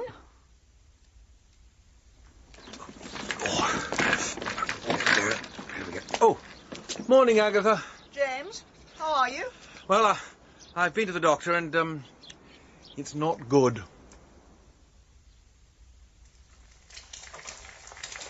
Roy, I've got wonderful news. How do you like your sausages? Crisp, charcoal or burnt to a frazzle? Never mind about that. Just listen. James Lacey has a suspected abdominal hernia. And the good news? That is the good news. Oh, abdominal hernia. Oh, bring on the champagne and the dancing girls. No. The point is, in a month's time, we're having the Carsely Garden Festival. We all open our gardens up for charity and vote for our favourite. Oh, one sausage or two? 3, please. Now, James was an absolute dead cert to win, but if he has to give up gardening, I'm in with a chance. Aggie, how can I put this? A garden is a delicate thing. It needs love. It's not like people where you can just shout at them. I can do caring and nurturing. These sausages are vile. No, there's one simple way to win this competition. And that is? Buy everything from a garden centre. Pop there the day before, have everything installed overnight, and hey presto, instant garden. No frost damage, leaf rot, or mealyworm infestation. Aggie, I hate to bring up the past, but don't you remember last year? You cheated in a quiche competition and the judge popped his clogs. Well, that's not going to happen again, is it? The judge isn't likely to nibble my deadly nightshade, is he? Well, there is the small matter of your next-door neighbours. I mean, won't they be a teensy bit suspicious when this magic garden suddenly appears? I thought of that. Tomorrow morning, I'm going to build a 10-foot-high fence. No one will see into the garden for the next 6 weeks except for you and me. Oh, lovely. Checkpoint Charlie comes to the Cotswolds. Now, when can you start? Sorry, start what? You're my horticultural consultant. I mean, you're not working, so I need a 10-foot-high cedar wood fence and an aerial plan of my prize-winning garden. Aggie, I don't know the difference between a herbaceous border and a sebaceous cyst. Right, where's my checkbook? Aggie, I am incorruptible. I will play no part in this web of horticultural iniquity. Will this change your mind? Right. What would you prefer, water feature or decking? Morning, Mrs. Raisin. Ah, Bernard. Mrs. Fortune, come to give me some tips. I'm just wondering if you have planning permission for this alteration. It's only going up until open day. I'm sure it contravenes planning regulations. What do you think, Mary? Well, I really don't see how your plants are going to get any light. Mrs. Fortune, I've worked in public relations, show business really, and we always believe in keeping an audience in suspense. So when the 7th of June arrives, I can promise you something quite spectacular. What a particularly vulgar woman that Mrs. Raisin is. Let's not talk about her, Bernard, darling. You promised to look at my conservatory. Oh, yes, of course. You mentioned that you picked up some interesting propagating techniques in California. Oh, I pick up techniques wherever I go. Goodness.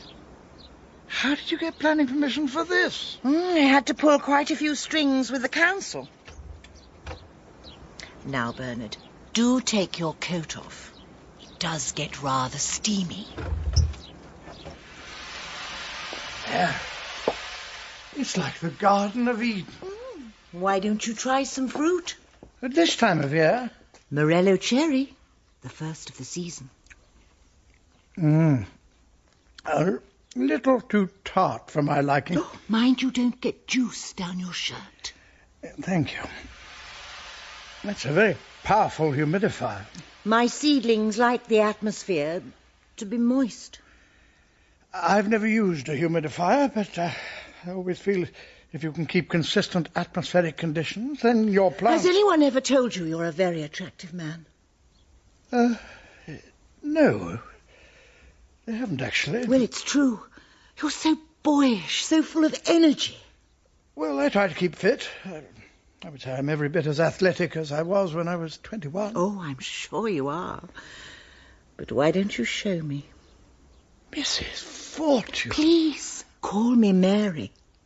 Mary, Mary, quite contrary.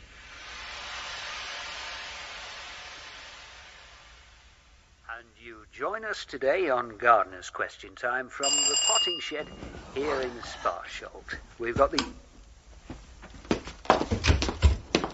Mrs. Bloxby. Oh, Mrs. Raisin, may I come in? Of course. Oh, thank you. You look as if you've seen a ghost. I've seen something much worse. Goodness. I would offer you a cigarette, but I know you're far too clean living. Oh, that's all right. I just need to get my breath back. Take your time. Now, sit down. Tell me what happened. Well, I was taking an early morning walk round the village today, and I saw Mr. and Mrs. Boggle leaning on their garden gate. They didn't ask for a day trip, did they? No. They were very upset. Someone had been into their garden in the night, taken their garden gnomes and chopped their heads off. Well, they do live very close to the Red Lion, and it can get a bit rough on a Friday night. Yes, that was my first thought, but then I just popped into James Lacey. James? Yes. He's got some beautiful white roses. He really thought they were prize winners. But someone went into his garden last night and spray painted them black. Well, perhaps it's a practical joke. I mean, if it is, it's a very cruel one. Then I saw Bernard Spot. He was standing on his front lawn in floods of tears. What happened to him? Someone poured weed killer in his goldfish pond. Ugh. You could see all the poor dead fish floating on the surface. That is appalling, but surely it was just someone who'd had a bit too much to drink. I don't think so. I think something terrible is happening in the village.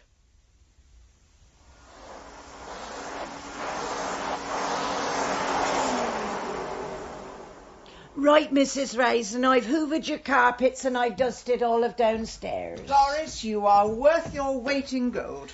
But there's something I wanted to ask you. Far away. Can't I take those Venetian blinds down and give the windows a proper polish? Absolutely not. No one is allowed to see into my garden except my horticultural assistant, Roy. Mrs. Raisin, I don't mean to speak out of turn, but this garden festival, it's only meant to be a bit of fun. Precisely.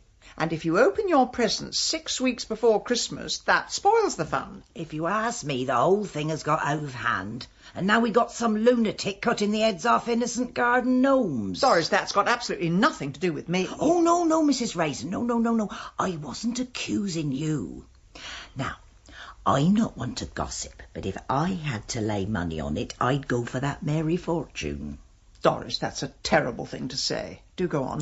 Well, she's one of those people, all nice and smiley on the outside, but you look at her face.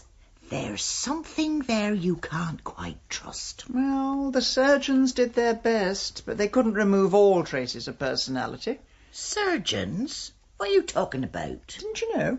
When she was in California, she had a bit of a nip and tuck. That woman's never been to California in her life. Before she came here, she was living in Solihull. Solihull, my word. Doesn't have quite the same ring as Beverly Hills. What made her leave? Not that it was much of a wrench. Well, she had a very nasty divorce, my dear. Husband left her for someone half her age. The usual empty-headed bimbo, I suppose? Actually, no. It was a pizza delivery boy from Wolverhampton. If you ask me, that's why she's quite so keen on chasing men. Just so she knows she can still work her old charms on them. Doris, would you mind getting that, please? Will do. Afternoon, Doris. Mrs. Raisin about? Oh, Constable 1. Yes, I'll just give her a call. Mrs. Raisin, police gentleman for you. Ah, the old Bill. Or rather, the young Bill. Doris, can you do the back bedroom, please? Yes, Mrs. Raisin. Come in, Bill, please. Thank you. What have I done now? Nothing, I hope. But what with all this vandalism, I'm having to look in everyone's back garden. Bill, it's really not convenient. I'm doing a lot of work. I cannot show favouritism. So if you could just open your back door, please. Can you keep a secret? That depends on how wicked this secret might be. Well, you're about to find out.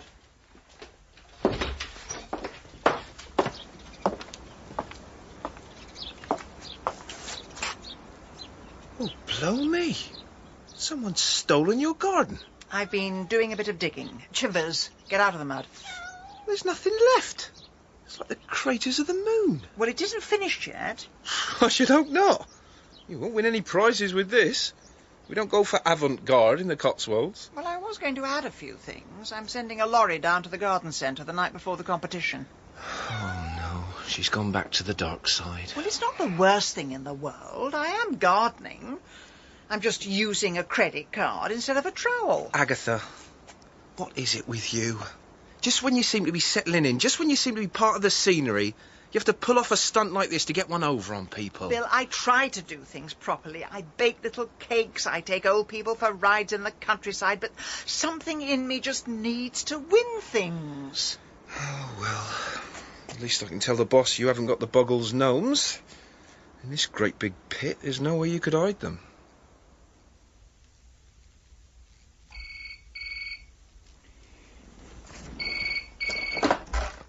Hello?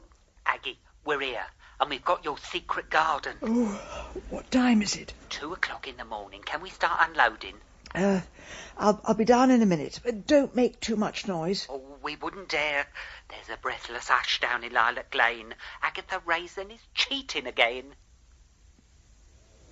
with azaleas on the left. Now, over here, my particular pride and joy. Free Montedendron californicum. Mrs. Raisin, that is most certainly not free Montedendron. It's very clearly a Phygelius capensis. You don't know what you're talking about. Now, over here... Agatha, when did you plant out these begonias? The last week in April. Goodness. So did I, but mine died of ground frost the first week of May. Beginner's luck. Now, over here, a lovely example of hydrangea. Hydrangea? Hydrangeas have veins on their leaves, and the flowers are in clusters. This is, in fact, a Robinia pseudoacacia called Frisia. Anyone like some tea? Oh, Mrs. Raisin, what a beautiful garden.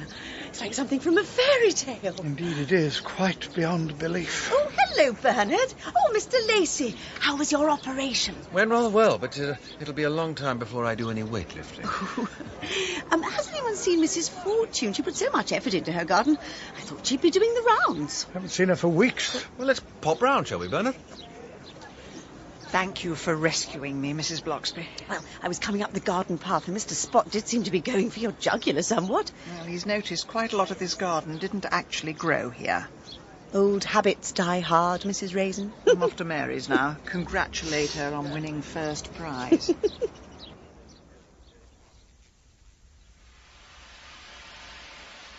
Mary? Mary? Mr. Lacey, I really feel we should come back later.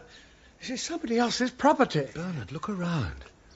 Someone's been here before us. How'd you come to that conclusion? For God's sake, look. These plants look as though they've been hacked up with a machete. Well, I won't win any prizes for topiary, but I really feel it's none of our business. Here she comes now. Oh, Mary. Oh. It's you. Thank you, James. I do like a nice warm welcome. What happened here? Looks as if our mysterious garden vandal has struck again. James, what's in that terracotta pot? Judging by the shape, it's some variety of palm. Dicksonia fibrosa? But why has she wrapped it up in a bin liner? I really feel we should leave now and put the matter in the hands of the police. I'm going to open it. Oh, no. Agatha, please don't. It's Mary.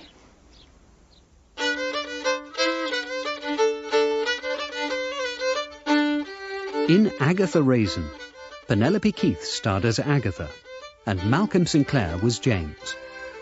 Roy was played by David Holt, Bernard Spot by Paul Brooke, and Mary Fortune by Sally Grace. Liza Sadovy was Mrs. Bloxby, and Ben Crow was D.C. Wong. Agatha Raisin was dramatised by David Semple from the novel by M.C. Beaton, and the producer was Carol Smith.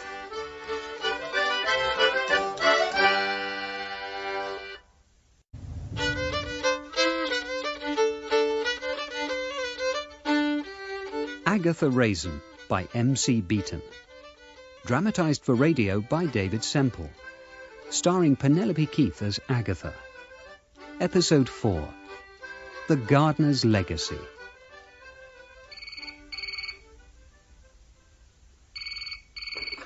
Hello? Hi, Aggie. Just calling to ask how you got on at the garden festival. Oh, Roy. Well, were they wowed by your wisteria? Did your peonies win prizes? Did your nasturtiums knock 'em dead? You've been practising that all week, haven't you? It's a gift. Well, the garden festival didn't go exactly as planned. Do you remember Mary Fortune, the woman with the Gucci shoes and the matching facelift? Oh, yes, I remember her. She reminded me of the Scream by Edvard Munch. She's dead. No. James and I found the body. Whoever killed her wrapped her up in a bin liner, buried her head in a terracotta pot and tied her ankles to a hanging basket. That's awful. Anyway, how did you do in the competition? Roy, did you hear what I just said? A woman was killed. Whether I won any prizes or not isn't really relevant. You came second, then? Thanks to you, I was disqualified. Oh, Aggie, what happened?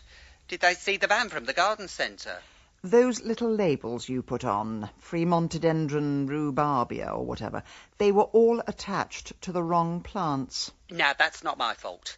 I told Gary to put them on from left to right. It was all written on a piece of paper. Well, it doesn't matter anymore, does it? Are you still coming up this weekend? Well, I'm not sure. Every time I visit, someone seems to drop down dead. Yes, well, it's a small village. It's not likely to happen every week. Fair enough. Well, in that case, I shall be round on Friday with a chocolate fudge cake and a bottle of Bombay Sapphire. Well, I've got to go now. I'm seeing the police this morning. Oh, dear. You're not going to confess to the whole grisly murder, are you? Can I get you a cup of tea, Mrs. Raisin? No, thanks. I think D.C. Wong is calling me back in a second. Rightio. Agatha, so they've been interrogating you too, have they? Yes, James, for the past 2 hours. I'm beginning to wonder, are they investigating her murder or turning her life into a musical? Well, I've had it up to here with the whole business. It has not been the best week of my life. First there was the hernia operation, prodded and poked by a team of doctors, one of whom appeared to be eating a tuna sandwich. Oh, I forgot to ask, how did that go? Well, they put back all the bits that came out.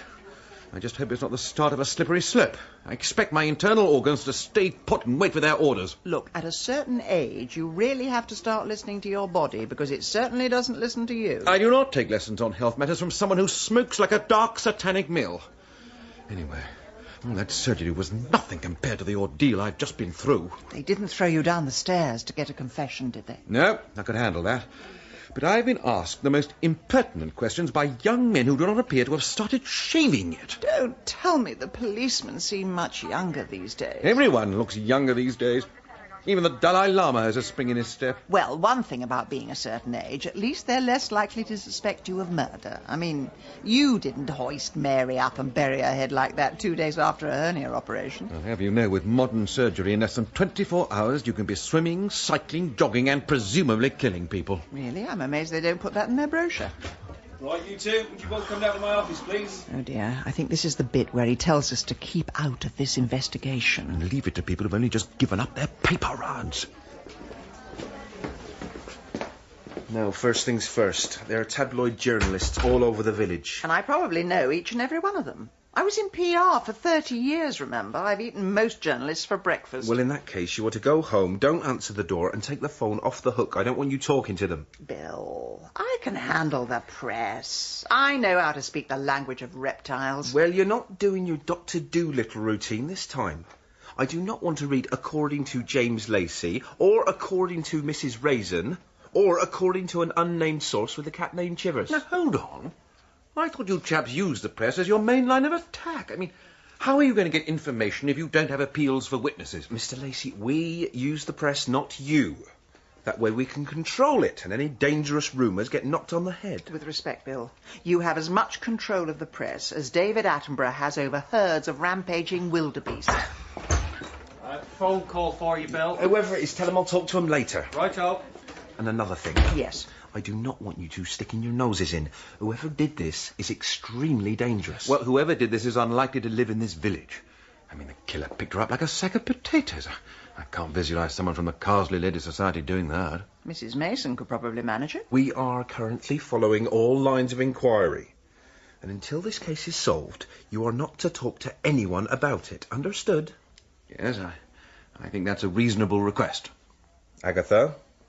My lips are sealed. I'm glad to hear it. In the past, I've been very grateful for your help, but this time I Bill, it's the Chief Constable on the line, and he really won't hold. All right, you two. I'll just be a second. Right, James. Who shall we talk to first? Well, Bernard Spott seems quite promising. I mean, he was rather close to Mary. I want to save him for later. How about the Boggles? What about the coffee shop? You read my letter? Oh, Liza. Look who's here. Oh, it's you two, is it? Stop joking. I'm watching Neighbours on the telly, so you'll just have to wait. I don't expect tea nor coffee neither. I've got better things to do with my pension. We just wanted to talk I to said you I'm about... watching Something's Neighbours. going on around here, and I don't like it. Right, that's it. That's done. No more rubbish. We were hoping to talk to you about the late Mary Fortune. Mary Fortune. Trollop. Tart. But I thought Mary took you for trips in the countryside. Oh, well, she did once. But the second time she come round here and I said I wanted to go to Bristol to look at the ships, didn't I, Boggle? Yes. She said it were too far, and I said, didn't I, Boggle, that it was her duty to help the old get about? Not all of us had money to go gallivanting about in large cars. And what did Mary say to that? That painted hussy had the cheek to say we should be in an old folks' home. I mean, did you ever hear the like? So I told her to get out and take her trollopy ways with her. Yes, you told her. You certainly told her. Is there any chance of opening the window? I'm boiling in here. It's like being in a greenhouse. No, you can't open a window. I'm not going to freeze to death for the likes of you. Now, where was I? Oh, yes. Next thing I know, all our garden gnomes have had their heads chopped off.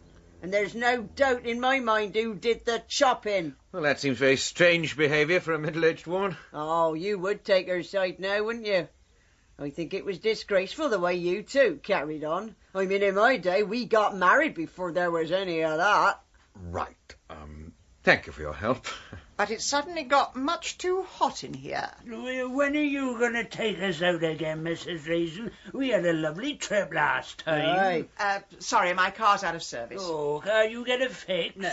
The only mechanic who was qualified has moved to Kuala Lumpur, so afraid not. Oh, dear. Come on, James. Goodbye. Hey, hang on, why don't you take it? Life is far too short to be nice to old people. Really, Agatha. Now, about Mary. Oh, yes. And Mrs. Boggle started talking about you two. I thought I was going to have to hose you down. Well, she was just a friend, but one night she did invite me back to her conservatory. I see. And did you exchange seedlings? Well, it was a moment of midsummer madness. Sorry. I don't know why you're apologising. It's not as if I'm jealous or anything. Oh, good. Oh, excellent. Well done. Right. Well, I think we should visit Bernard's spot. The Boggles had their gnomes decapitated. He had his fish poisoned. There has to be a link. It's going to be a bit tricky to pull that one off. I mean, D.C. Wong is rather expecting us to go home and keep our noses clean. We don't have to tell him. Yes, but if Bernard is being besieged by the massed ranks of Fleet Street's grubbiest, what happens if we get photographed on his doorstep? There's one surefire way to make sure you never get your picture in the papers. What's that then? Join the Liberal Democrats? No. Close your eyes. No picture editor will ever use a photo where the subject has their eyes shut. It looks terrible. Oh, so we make our way there by braille, then, do we? Exactly.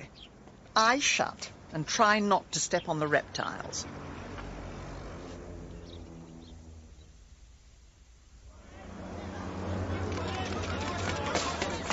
Excuse me, are you any relation to Mr. Spot? No comment. Ow! Oh, terribly sorry. Was that your foot? Have you got the sun in your eyes, mate? I refer you to the answer my colleague gave earlier. Or are you just scared of looking at the village of death? No, that's really unfair. It's not at all like that. If you lived here... Don't rise to the bait. He just wants a photo of you looking angry.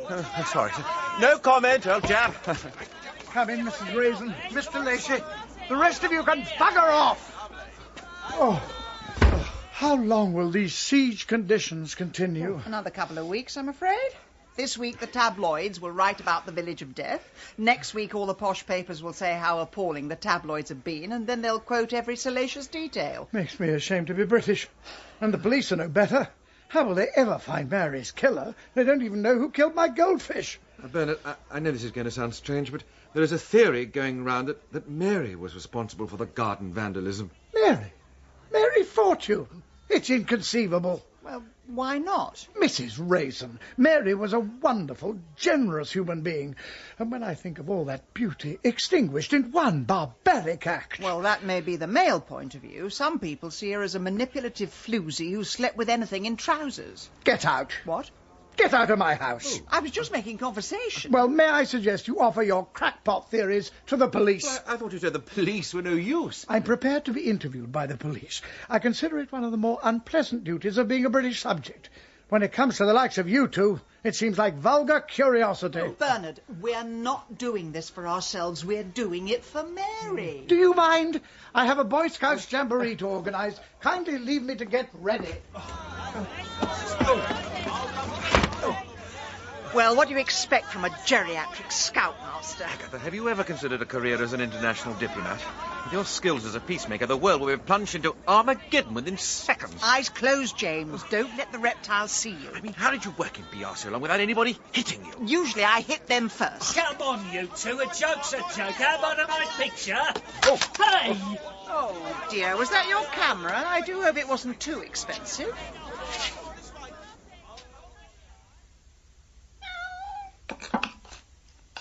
There you go, Chivers. I know I've been ignoring you, and yes, I am trying to fob you off with food, but it is that rather nice turkey with a little bit of jelly in it. Is it all right if I stay for a bit? Oh, are we friends again? It's just I don't fancy running the gauntlet of the press anymore. It's been a rough few days. Yes, I'm feeling the strain too. Time for a cigarette. Oh, well. To your life you're smoking away. Do you have to be so sanctimonious? The VAT on my cigarettes pays for every hospital in Britain. Though I suppose you don't approve of dialysis machines, CAT scans, children's wards. Oh, don't answer it, James. That'll be a tabloid newspaper wanting us to pose with a terracotta pot and a length of rope. Oh, yes, some dreadful rag. Oh, probably the Guardian. You've reached the answer phone of Agatha Raisin. Please leave a message. Oh, a message for Mrs. Raisin. This is Mr. Wilmot here from Hello? Hello, Chivers. Yes, it is. You're a clever old cat, aren't you? Oh, yes. Who do you think murdered Mary Fortune? Well, what's that got to do with me? Was it strange old Bernard? Did she really? Nasty Mr. Boggle? Well, when can I come round? His evil wife? Right, I'll be there this afternoon. Or none of the above? I'll see you later. Bye. Who was that, then? Wrong number. That was Mary's solicitors. Apparently she's left me something in her will. Oh, you too? What? She left me something as well. I got the message this morning. Really? And when were you going to tell me? Well, to be honest, I found it a little difficult. I wasn't sure if you'd be jealous. Jealous? Me? Yes, you. I am old enough and ugly enough to accept that Mary had a thing for you. After all, you are her type. What does that mean? You wear trousers and you got a pulse. Oh, I see. So that's why women queue up outside my door with homemade cakes. That's why I can't get my book written because of constant interruptions from the Carsely Ladies' Society. It's because I have a pulse, is it? Well, it gives you the edge over most of their husbands. Yes, I suppose men are a bit of an endangered species in the Cotswolds.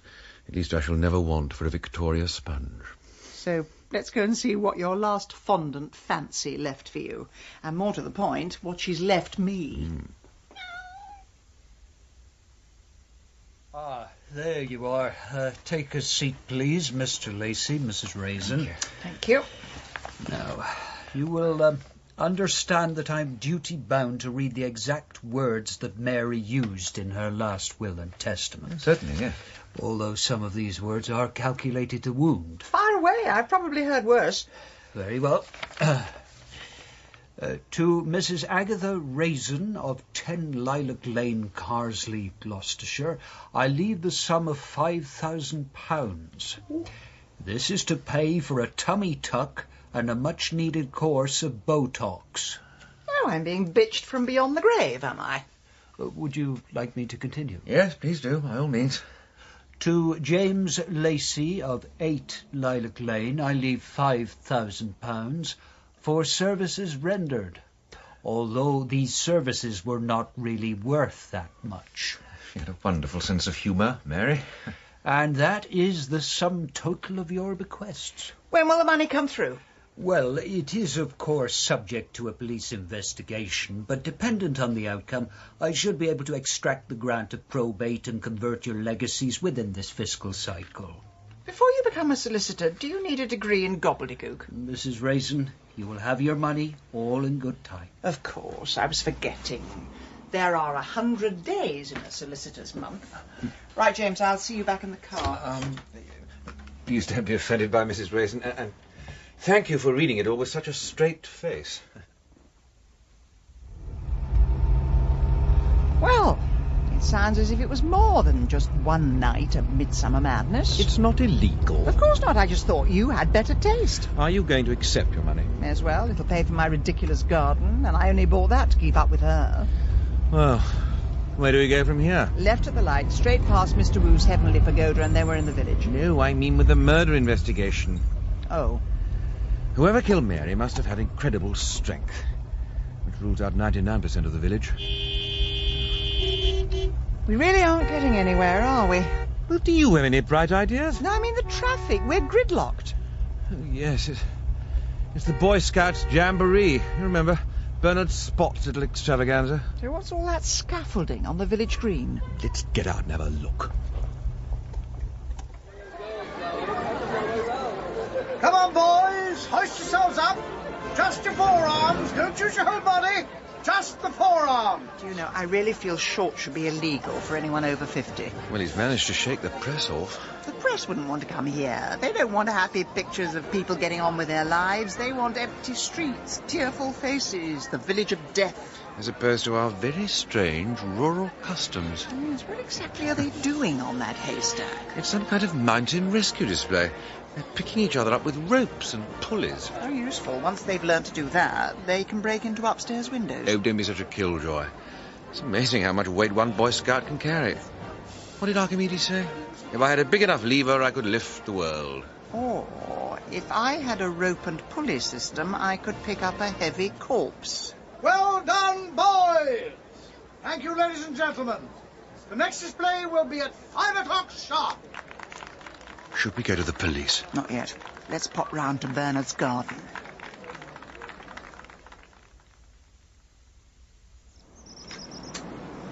Agatha, you know that feeling you have when you absolutely know something is the right thing to do? Yes. Well, I'm definitely not having that now. In fact, I'm feeling quite the opposite. If you don't want to help, you can go home. I'm sure you've got a crossword puzzle to solve. Good idea. The only thing in my life that still makes some kind of sense. Go on, then. No, I couldn't go home. I'm not having your death on my conscience. I am perfectly safe. Bernard is half a mile away teaching Boy Scouts how to be cat burglars. Well, what are we looking for? I don't know. Rope, weed killer, sharp implements. Good grief, Agatha. You could arrest all of Carsely for possession of those. And please don't disturb the fish. Looks as though he's got some new ones. Aren't they the most boring pets in the world? Do you like goldfish? Actually, I do. Although I prefer koi, which is what these are. Do you have to be so pernickety? The correct word is pedantic. Give me strength. James, what are those? Oh, by the pond? They're tiny little headstones, look. Must be some sort of pet cemetery. In loving memory of Judith Victoria, who was taken far too soon. Must have been a cat or a dog or something. I'm going in the shed. Agatha, no, you really mustn't. I absolutely forbid you. And what fiendish item are you having to find in there?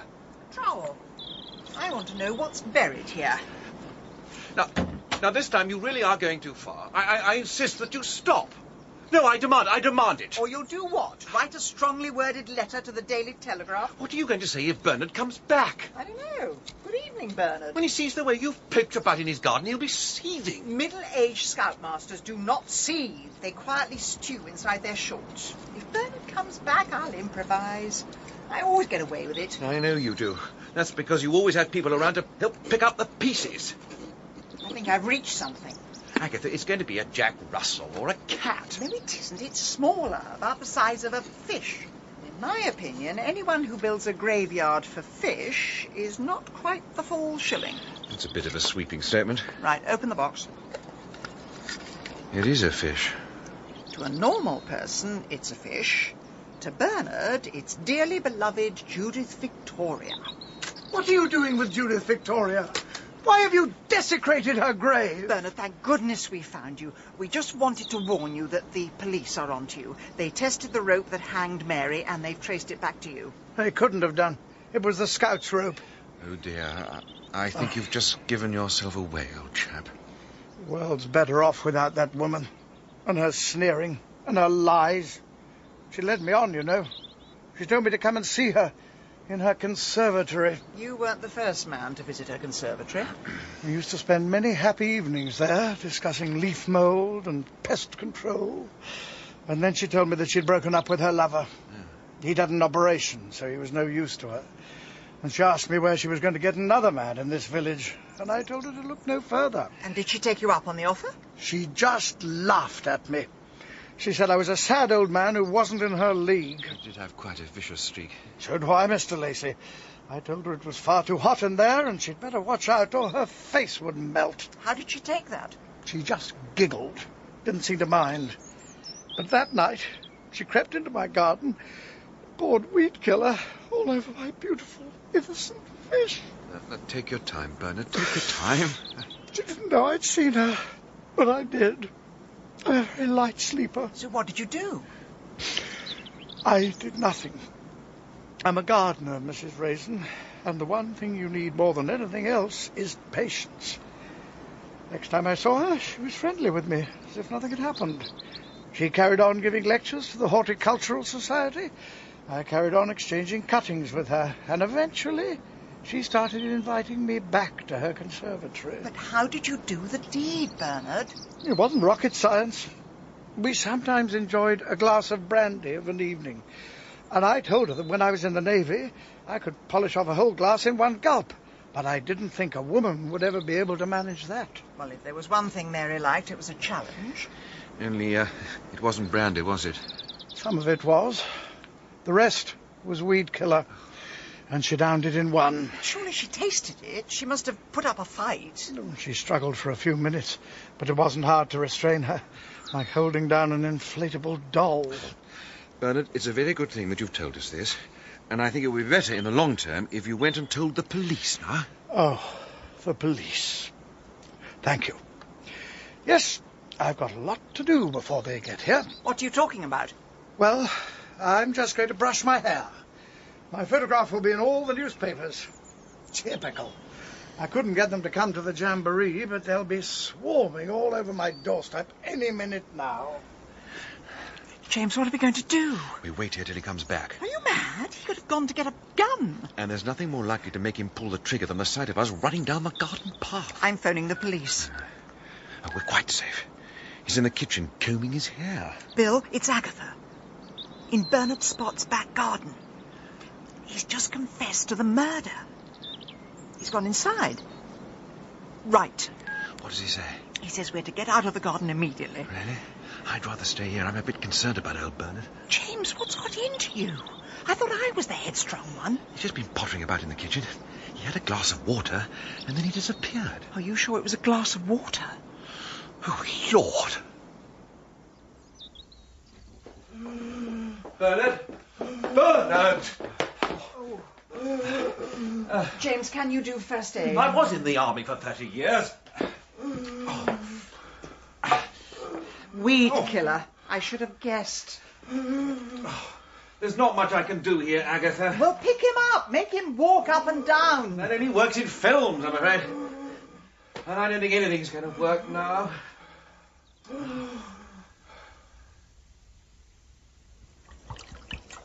Oh, Roy, thanks for coming to stay. I still can't sleep without terrible dreams of dying scoutmasters. That's what friends are for, Aggie. And to build designer gardens for you. I never did get to the bottom of that. Why were all the labels on the wrong plants? I was publicly humiliated. Nothing to do with me, sweetie. I numbered them 1 to 100, left to right. I told Gary, just follow the path round. Never mind. Anyway, Bill Wong was furious with us. He claims they were already on to Bernard, but thanks to us, all they've got is another body. Well, at least he won't do it again. I mean, he could have poisoned the entire Carsely Ladies' Society. Anthrax in the angel cake. Right, don't make jokes about it. It's not nice. I'm just trying to take your mind off things. That James Lacey seems a nice chap, especially when he's got his shirt off. He is. He's a thoroughly decent human being, and in spite of that, I still get on with him. Well, shall we pop round then? Maybe we can have a look at his hernia scar. I'd rather not. Funny thing is, when he told me that he had a hernia, the only thought in my mind was, oh, good, now I'll be able to win the gardening competition. That's your gift, Aggie. You're always able to draw comfort from the suffering of others. But when I heard he'd had an affair with Mary, it really hurt. I don't know why. I mean, the man means absolutely nothing to me. Oh, dear. I sense a maudlin moment coming on. I'll just get some more gin. No, Roy, it's in the cupboard on the left. What? No, I said the left. Oh, sorry, I'll get confused. Roy, you don't know the difference between left and right. All right, you don't have to go on about it. You know I'm 9/10 dyslexic. So that's why I was humiliated at the garden festival. When you told Gary to put the labels on left to right, you meant right to left. Honestly, Aggie, so you were humiliated. It's all you ever think about. Self. Anyway, it doesn't matter now. I'm getting rid of it all.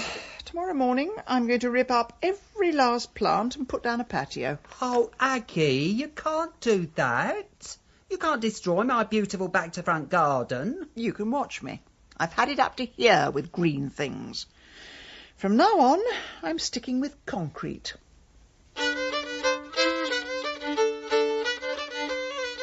In Agatha Raisin, Penelope Keith starred as Agatha, and Malcolm Sinclair was James.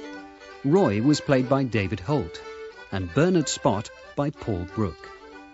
Liza Sadderby was Mrs. Bloxby, and Ben Crow was D.C. Wong. Agatha Raisin was dramatised by David Semple from the novel by M.C. Beaton, and the producer was Carol Smith.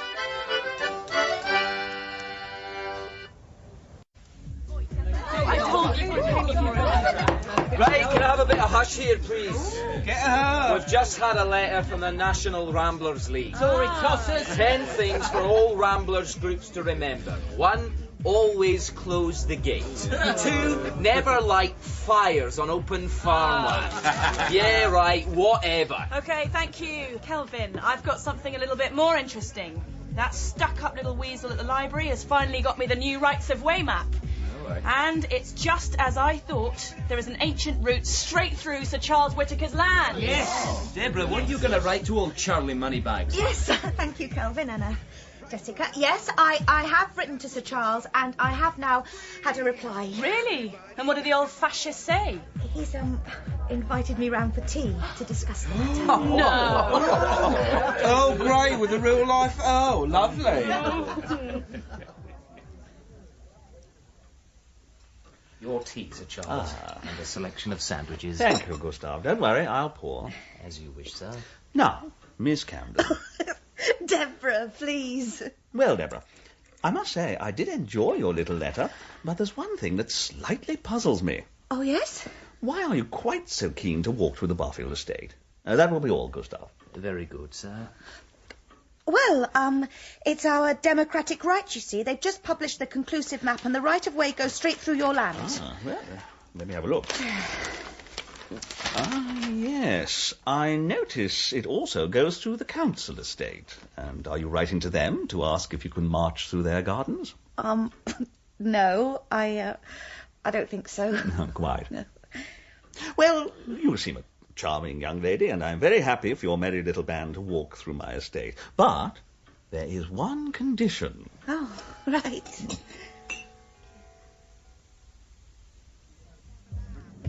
So, Deborah, how was your tea party with the enemy? Aye, did he threaten to set the dogs on you? No, he was quite nice, really. Nice? We're talking a bloated parasite who lives on 200 acres of land stolen from our ancestors. Well, he said we can go through it. There is one little field we have to go round. He's growing rapeseed, so he's diverted the path round it. He can't do that. It's a public right-of-way. He's not allowed to obstruct it. But he did say we could walk round it. Oh, aye, tugging our forelocks as we go. Not only is he a parasite, the man is breaking the law. Jessica, I thought you were an anarchist. That isn't relevant. Well, if he wants to put barriers in our way, then it's up to us to smash them down.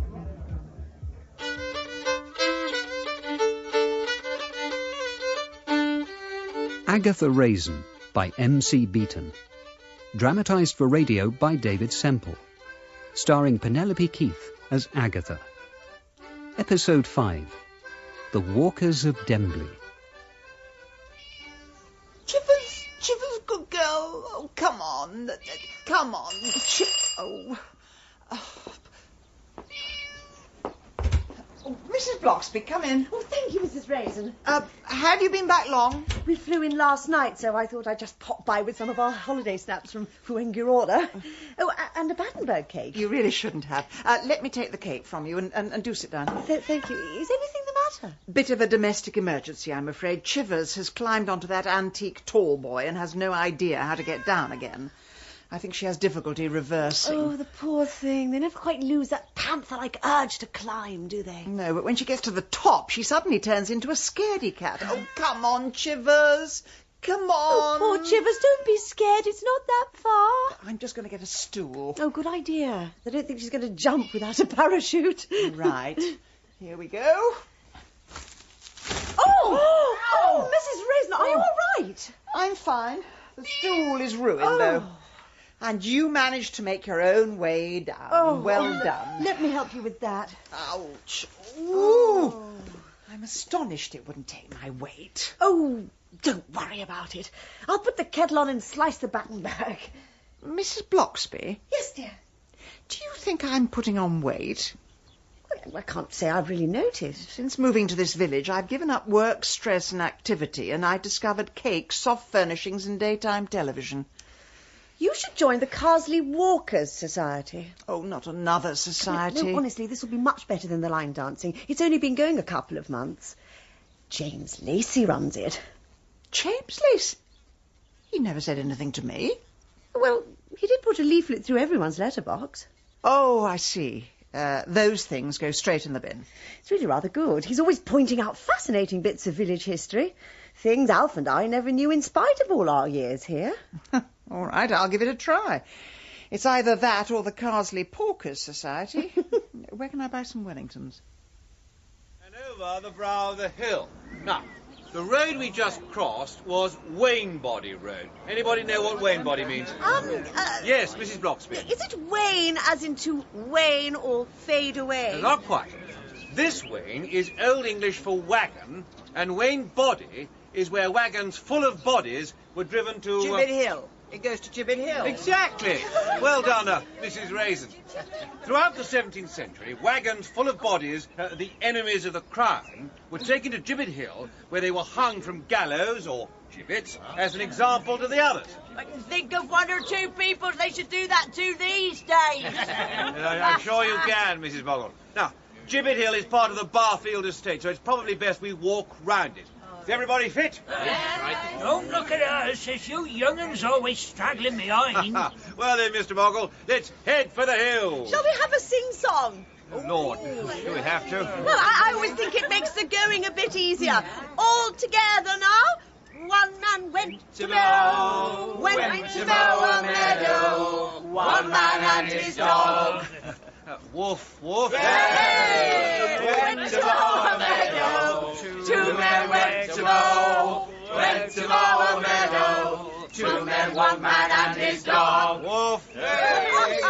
Oh, my legs! For heaven's sake, you're killing me! Me heart, take me home before I die. Can we stop a minute, please, everybody? You got no respect for your elders tearing off like that. Mr. Boggle, would you like me to take you and your wife home? My car's just down the hill. No, just take us back to the pub. We just need a glass of water. We'll be all right there. All right, and I'll catch up with everyone later. Bye. Bye. Oh, dear. Was it my singing, do you think? Poor Mrs. Bloxby, she's a martyr to the Boggles. Hang on a minute, please. Do you need to catch your breath as well? No, I just need a cigarette. Honestly, Agatha, as a penalty, you can lead the sing-song. Are we all fit? All right. One man went to mow, went to mow a meadow. One man and his dog. Woof, woof. Hey, went to mow a meadow. Two men went to mow. Don't worry, everybody. Just a spot of clay pigeon shooting. It came from Gibbet Hill. It's nothing untoward, Agatha. This is the countryside. People do shoot things. Including other people from time to time. Give me your binoculars. Can you remove the strap from my neck before you grab them? Looks like a diplomatic incident between a farmer and some rather scruffy ramblers. Let me have a look. They were warning shots. Oh, Farmer Giles seems to be throwing his weight around, all 18 stone of it. They're probably having an illegal rave on his land. Nothing like an open mind, is there, Agatha?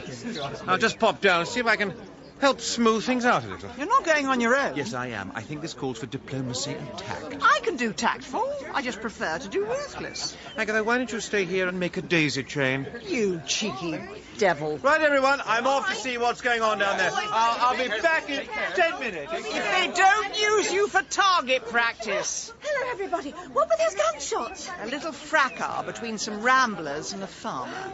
Captain Mannering Lacey has gone to investigate. Oh, that'll be the other Ramblers group, the Walkers of Dembley. Dembley? It's the next village along. We don't really have much to do with them. You're not going no further! Take your hands off me! Jessica, please, don't provoke I can handle this. Good morning! What seems to be the trouble? Oh, look who it is, Lord of the Manor. Actually, my name's James Lacey, a rambler, just like you. Another waste of space, then. You people got no right to be here. This is Sir Charles's land. We have every right to be here, and it's one of the few democratic rights that haven't been snatched away by the power elite that run this country. You tell him, Jessica. Don't you lecture me, young lady. I don't take orders from workside layabouts. I am not a layabout. I happen to be deputy head of Dembley School. Well, I feel sorry for them kids then. All this bickering isn't really helping. Is there a particular reason why these people can't walk through your field? Are you blind? It's full of oilseed rape. I'm not having this lot ruining my crop. Well, there is a path round the edge. But I suppose our working class feet aren't good enough for your path. You're not getting in, and that's final. Look, Jessica, couldn't we just walk around it? I am not letting this capitalist lapdog tell me what to do. Aye. If you won't open the gate, I'm climbing over it. Don't you dare! No, look here. Well, I respect your right to protect your crop. We don't live in the Wild West, and firing a warning shot is strictly illegal. You tell him, pal. And I don't think the Chief Constable would renew your license if he knew what you just done. Don't you threaten me. I am not threatening you. I am pointing out the facts. And I very much hope you will let these people pass through your field, and that they will respect you by keeping it tidy. Well, they know what to expect if they don't. Well, it looks as though Action Man Lacey has saved the day. Oh, good. Oh, what's the matter? You appear to be turning into a beetroot. Oh, I really don't like rapeseed. It always makes me sneeze. I mean, it's lovely and gaudy to look at, because a touch of Las Vegas to the Cotswolds. But I do wish I brought my antihistamines. Well, they call the troops. He won't shoot them, and they won't trample on his crop. And you haven't got any bullet holes in you. Thank heavens. Now, how about that quiet walk in the countryside? One man went to mow a meadow. One man...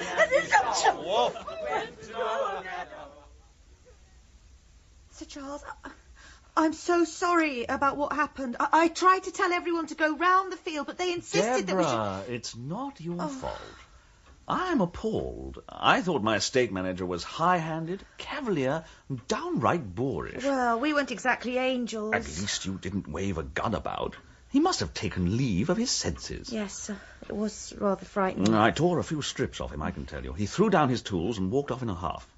I think we all got a bit overheated. The thing is, you have such a beautiful place. And everyone was just so overwhelmed by it all that when we actually... Charles, and a selection of petit fours. Oh, thank you, Gustav. Put them down there.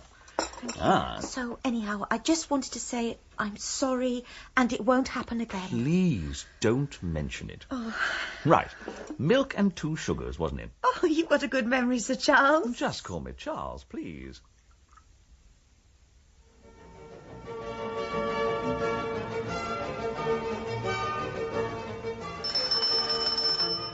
Oh, Lord. Who is it now? Ah, hello, Agatha. James, are you busy? Not especially. Come in. Coffee? No, thanks. I just have one. What are you up to at the moment? Actually, I'm still wrestling with the first chapter of my book. The first chapter? Is that the same first chapter you were wrestling with 6 months ago? Has it really been that long? Well, the Peninsula War did last 6 years, and I'm beginning to think the book will take about twice that. Maybe it's time you waved a white flag and surrendered. Never. Any minute now, inspiration will strike. Though I do realise I've been saying that for 6 months. Have a seat. Are you after anything in particular, or is it just a social call? I wanted to talk about the Walkers Society. Oh, yes. The one thing in my life that's an unqualified success. Yes, well, I was looking at possible ways to improve it. I mean, would you like some help with the organisation? What organisation? We put on our boots and we walk. That's just it. Would you like me to organise a proper membership structure, a newsletter, an annual subscription fee? A fee? What will we do with the money? You could buy a computer. I have a computer. What do you think I write my book on? Wax tablets? You need a dedicated computer for the group. Why? To store your membership database on. Agatha, I fear this conversation is a long walk leading nowhere. I was only offering to help. I appreciate that, but you must understand that not everybody needs your help. Sometimes the world turns very nicely by itself, and you've got to learn to sit back, relax, and smell the roses. Fine. I'll leave you to your book. And when social services find you slumped over the first paragraph in a year's time, I'll say, poor man, but at least he took time to smell the roses. The point is, Sir Charles thinks that parasites like him own this country and we should be grateful for the crumbs from his table. Exactly. Well, I propose that next Saturday we break into his estate and destroy his precious rapeseed. Aye. That's criminal. Well, then it serves him right for setting his estate manager on us and stopping us walking through his fields. Hang on, Jessica. He did let us walk. Yes. Only because a man with a gun was marching beside us. But Jessica, I've got a letter from Sir Charles here. He says we can visit any time, so long as we make an appointment. We shouldn't need to make appointments. It's our right. Let me see that letter. Give it back, Jessie. You've got his phone number. But it's nothing to do You've with you. actually got the old fascist phone number. He's much nicer than you'd expect. He's really not like the other... Well, since none of you have the courage of your convictions, I shall walk across Gibbet Hill on my own. You lot can stay here. It'll soon be time for bingo. Jessica, please don't go. Please don't spoil things. Debbie, why are you standing up for this man? That weekend at the teaching conference, have you forgotten all the things we said and all the things we did? What happened in Scarborough was a mistake. I don't want to talk about it anymore. Fine. I'm off to Barfield House. And I'm prepared this time. I've got wire cutters. Oh, Jessica, no.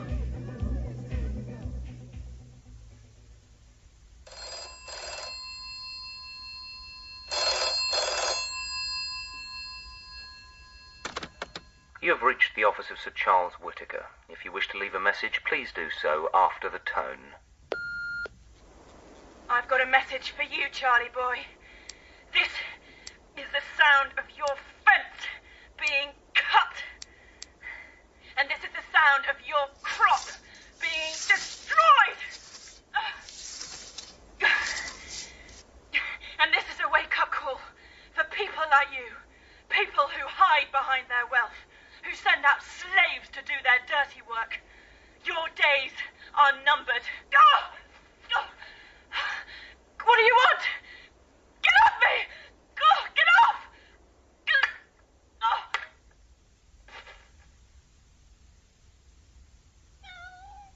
There you are, Chivers. Half a tub of cottage cheese. No, I didn't fancy it much either. Hold on. James. Agatha, can I come in? I suppose so. What are you up to? Teaching my cat to like health food. I'm hoping she can finish off my diet for me. Well, have you read the local paper? No. I haven't been to the newsagents yet. I've been in the garden smelling the roses. Now, stop it, Agatha. This is important. Remember those ramblers who had that little rumpus with the landowner last month? Oh, yes, the Socialist Walkers' Party. One of them's been murdered. Let me see that. Police are investigating the death of Miss Jessica Keller, whose body was found on the estate of Sir Charles Whittaker. Miss Keller, 35, was involved in a long-running dispute with Sir Charles over rights of way, and it is believed that at the time of her death she was trespassing on his land. Do you get the impression the editor wants us to think it was Sir Charles? Well, it is rather a good story. Evil landowner wreaks his revenge on Bolshevik activist. Oh, look, she was bludgeoned to death with a spade. Very Edgar Allan Poe. Odd thing, though. According to the article, she had a degree in classics from Cambridge, but she was a teacher at Dembley Primary School. That's not surprising. An awful lot of intellectuals get a job at the village school. They can throw their weight around more if they're with people less qualified than they are. Yes, I know the sort. They're holding a memorial service at the school today. Must be a shock for the children. I think at that age they don't really know what death is. Well, they do now. I suppose D.C. Wong will be there, talking to all the teachers, hoping for some little nugget to fall into his lap. Oh, Constable, it's all been such a shock. Take your time now, Miss Candace. Well, last week she helped me take a class and she got all the kids to cut little men out of newspaper. And today I can't bear to look at a newspaper. Would you like us to have a short break? No, it's all right. I'd rather get it over with. You must have been very close to Miss Keller. No. Yes. I mean, we were colleagues and both in the walking group, but we weren't especially close. And were you aware that she was trying to break into the Barfield estate? She told a few of us at the pub, but we didn't know if she was being serious or not. Did you make any attempt to stop her? Oh, we all tried. But Jessica was a very headstrong person. I keep thinking I should have tried harder. And that's going to haunt me for the rest of my life.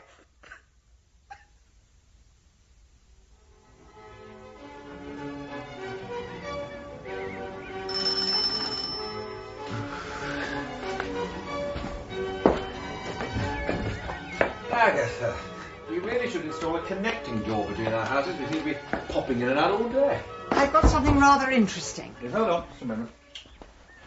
Right, what is it? An invitation to Barfield House. What? Oh, Sir Charles's place? The very same. Why has he invited you? There's no need to look quite so gobsmacked. I assume he's heard of my detective skills. I suppose he reads the papers like everyone else. Sir Charles is keen to clear up this murder as soon as possible, and I've been invited to tea so that we can discuss it. Ooh, murder and crumpets, eh? Would you like to come? What? With you? Yes, James, with me. If you went on your own, it would be gate-crashing. Well, I would like to see the old place from the inside. Well, that's settled. Let's go and get changed. Agatha? Yes? I'm rather surprised you're inviting me. I did rather pour cold water over your ideas for the Rambling Society. Forgive and forget. And there is one other reason. Oh, yes? I've never much cared for stately homes. I keep thinking a well-built butler is going to pearl me down the ancient stone stairs. Oh, no, they wouldn't do that. They're very well trained, and that's definitely not de rigueur. Well, I'm worried that they'll see I'm not one of them. They'll work out where I come from. Agatha, what are you talking about? Where do you come from? Birmingham. Well, I must say you've totally lost your accent. I know, it's hardly surprising, really. That sounds rather attractive, actually. When did you leave? As soon as I could afford the bus fare. Well, there are worse places you could have come from. Though I'm hard-pressed to think of any offhand. Thank you, James.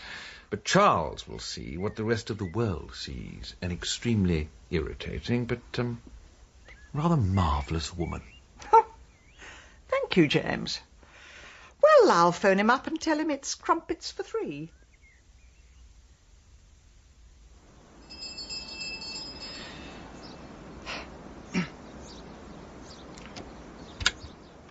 Good afternoon.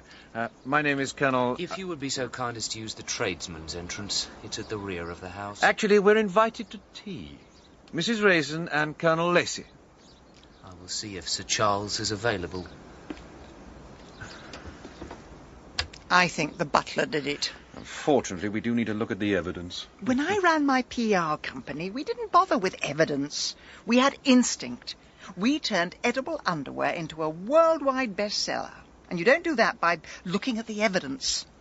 Butler's taking his time. He's probably gone to set the dogs on us. I told you he'd see straight through me. Oh, now stop the Pygmalion act. I think he's in the hall. Let's listen. They are just outside. A gentleman and, for want of a better word, a lady. I don't know if they're journalists or photographers or just trying their luck. Gustav, what are their names? Mrs. Sultana or some such. Good God, man, I invited the woman. My dear Mrs. Raisin, we meet at last, and you must be Colonel Lacey. How do you do? I'm very well, all things considered. Do come in, please. Thank you. Now, if you'd like to come through to the drawing room. Gustav, some tea and scones for our guests, please. Very good, sir. I must apologise profusely for Gustav. We have been somewhat plagued by what I believe are called paparazzi.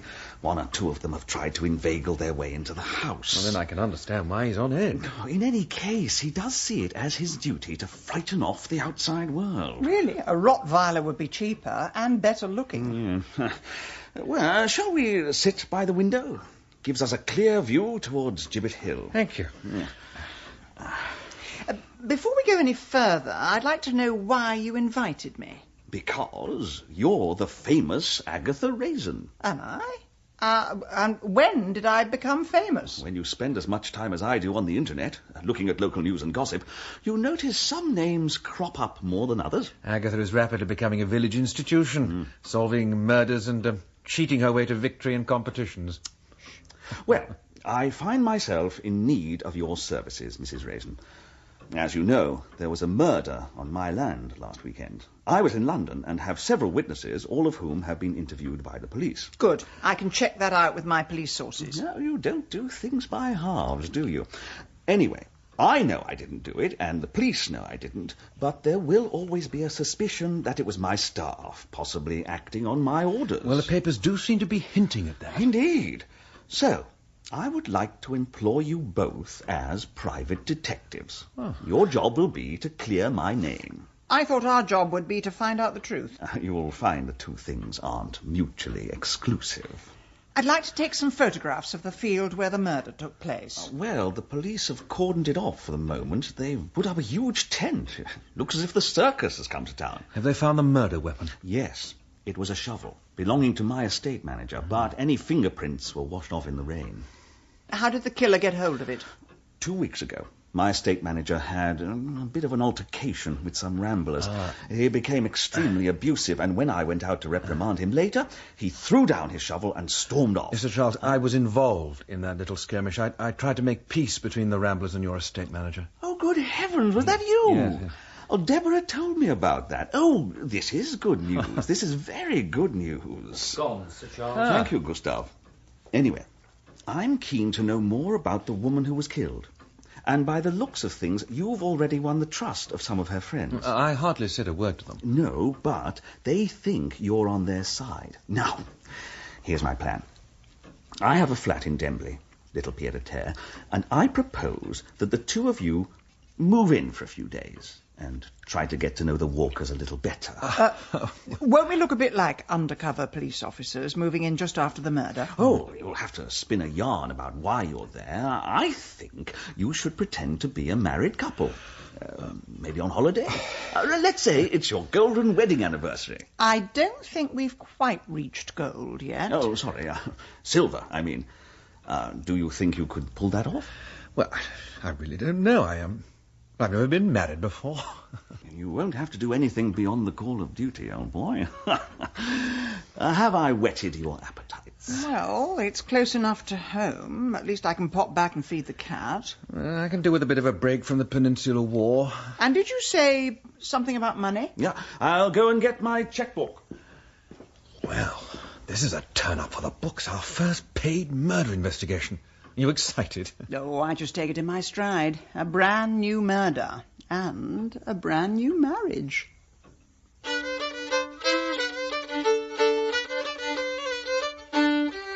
In Agatha Raisin, Penelope Keith starred as Agatha, and Malcolm Sinclair was James.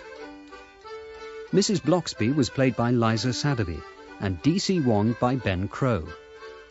With Rachel Atkins as Deborah, David Holt as Mr. Boggle, Philip Fox as Sir Charles, Alice Hart as Jessica, and Bertie Carvel as Kelvin. Agatha Raisin was dramatised by David Semple from the novel by M.C. Beaton, and the producer was Carol Smith.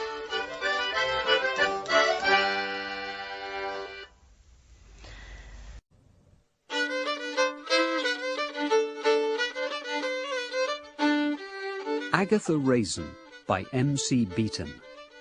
Dramatised for radio by David Semple. Starring Penelope Keith as Agatha. Episode 6. A Marriage of Convenience. Right, I've just unpacked the mugs. We need tea bags, milk, anything else? Agatha, this is never going to work. What do you mean?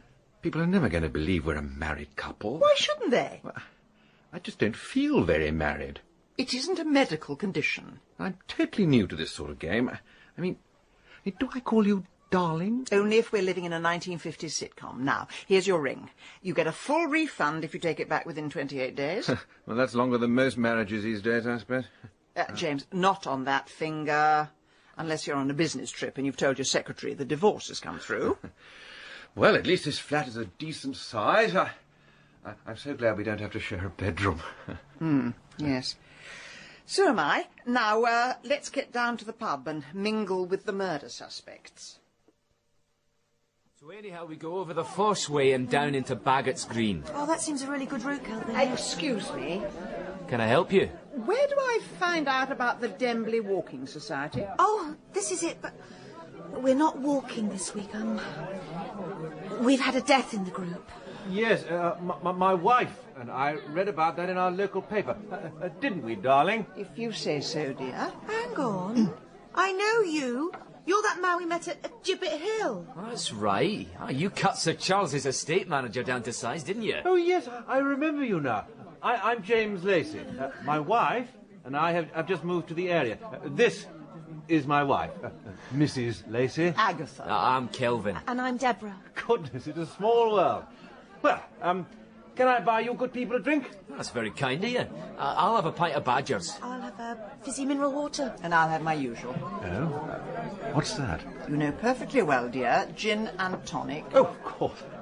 I've got a memory like, what do you call those kitchen things with all the holes in them? A sieve. That's the ticket. Right, pint of Badgers, carbonated water, gin and it. Tonic. Right.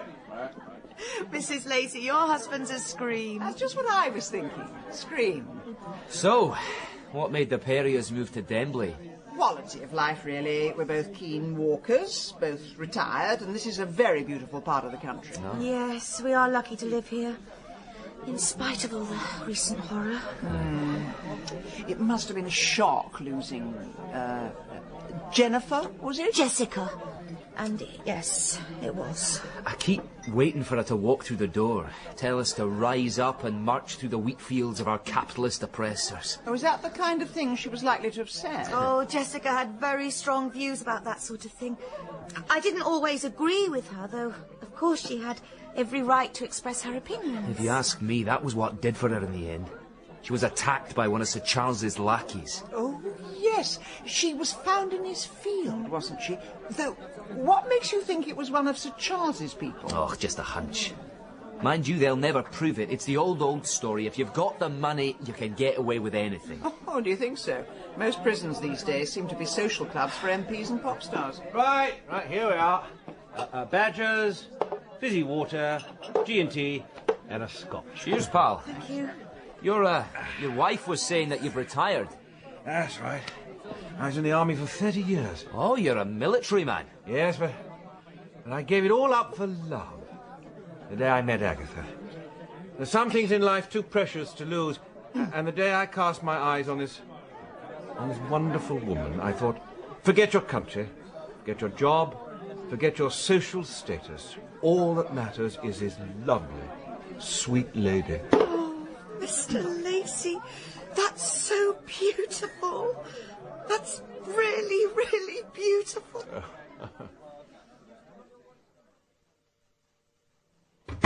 Well, that was the most convincing display of marital bliss since Liza Minnelli last staggered down the aisle. For heaven's sake, I was only acting. Well, you're a terrible actor. That's not what they said at the Army Benevolent Fund when I gave them my Nanky Poo in the Mikado. No wonder morale is so low in the armed forces. I need a cigarette. Agatha, this is Sir Charles's flat. Does he really want his wallpaper to be sepia-tinted? If you don't shut up, it'll be blood-spattered. Well, thank you for that display of man's evolutionary origins. Anyway, what did you think of young Kelvin? He was giving you some very funny looks. I think he saw right through you. So does that mean he might be feeling a bit guilty? He might think someone's onto him? No, it just means he has a brain. Now, what about Deborah? Sweet little thing, yes. Rather charming, actually. I thought so. Men always go for women like that. Women like what? Little mousy ones who giggle inanely at their jokes. It makes a pleasant change. Now, Deborah was the mediator between the Ramblers and Sir Charles. She's been to Barfield House a couple of times, and she was friendly with Jessica. So, she was familiar with the murder victim and with the scene of the crime. Well, who can that be? Nobody knows we're here. Probably the gas board selling us electricity. Or the electricity selling us gas. Afternoon, folks. Bill Wong, how on earth did you manage to find us? It's my business to keep an eye on what's going on round here.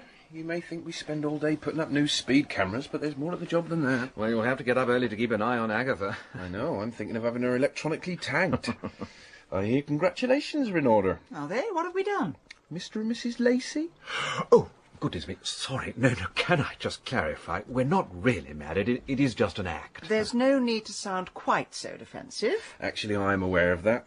And I'm also aware of who owns this flat and that you're trying to clear his name. Well, the thing is, we really don't think Sir Charles did it.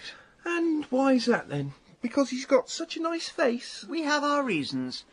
And I suppose you're here to say, be good, leave it to the police, go home and take up macaroni. No, Mrs. Raisin. It's Mrs. Lacey, please. Mrs. Lacey, you do all sorts of things we couldn't get away with. You go undercover, you tell lies, you generally stick your nose in. Now, obviously, we can't condone that, but I just want you to promise, whatever you find, you give it to me first. Have I ever kept things from you in the past? Frequently. Now, where are you off to next? Well, I'm off to the library to look at back issues of the local newspaper, and I'd also like to have a look at the electoral roll, find out where our suspects live and their nearest relatives. I'll pretend I didn't hear that. Then I suppose our Agatha's going to pay them a visit? No, I want to talk to the neighbours first, get a clearer picture of who these ramblers are. Oh, I don't like the sound of that. People don't take kindly to strangers snooping on their doorsteps. I won't be snooping. I'll be carrying out market research. It's amazing what people reveal for a £5 gift voucher. Oh, dear me. She's got a clipboard and she's not afraid to use it. Hold on, I'm coming. Yes? Mr. Witherspoon? That's right, and I don't care what you're selling, I ain't having it. I'm from the Council's Core Service Delivery Unit, and I'm conducting a survey on whether people are happy in their neighbourhoods. Whether you feel safe, whether you like your environment, whether you get on with your neighbours. Neighbours, eh? I could tell you a tale or two about them if I had a mind. Well, there's a £5 gift voucher if you can spare the time to help. Is there?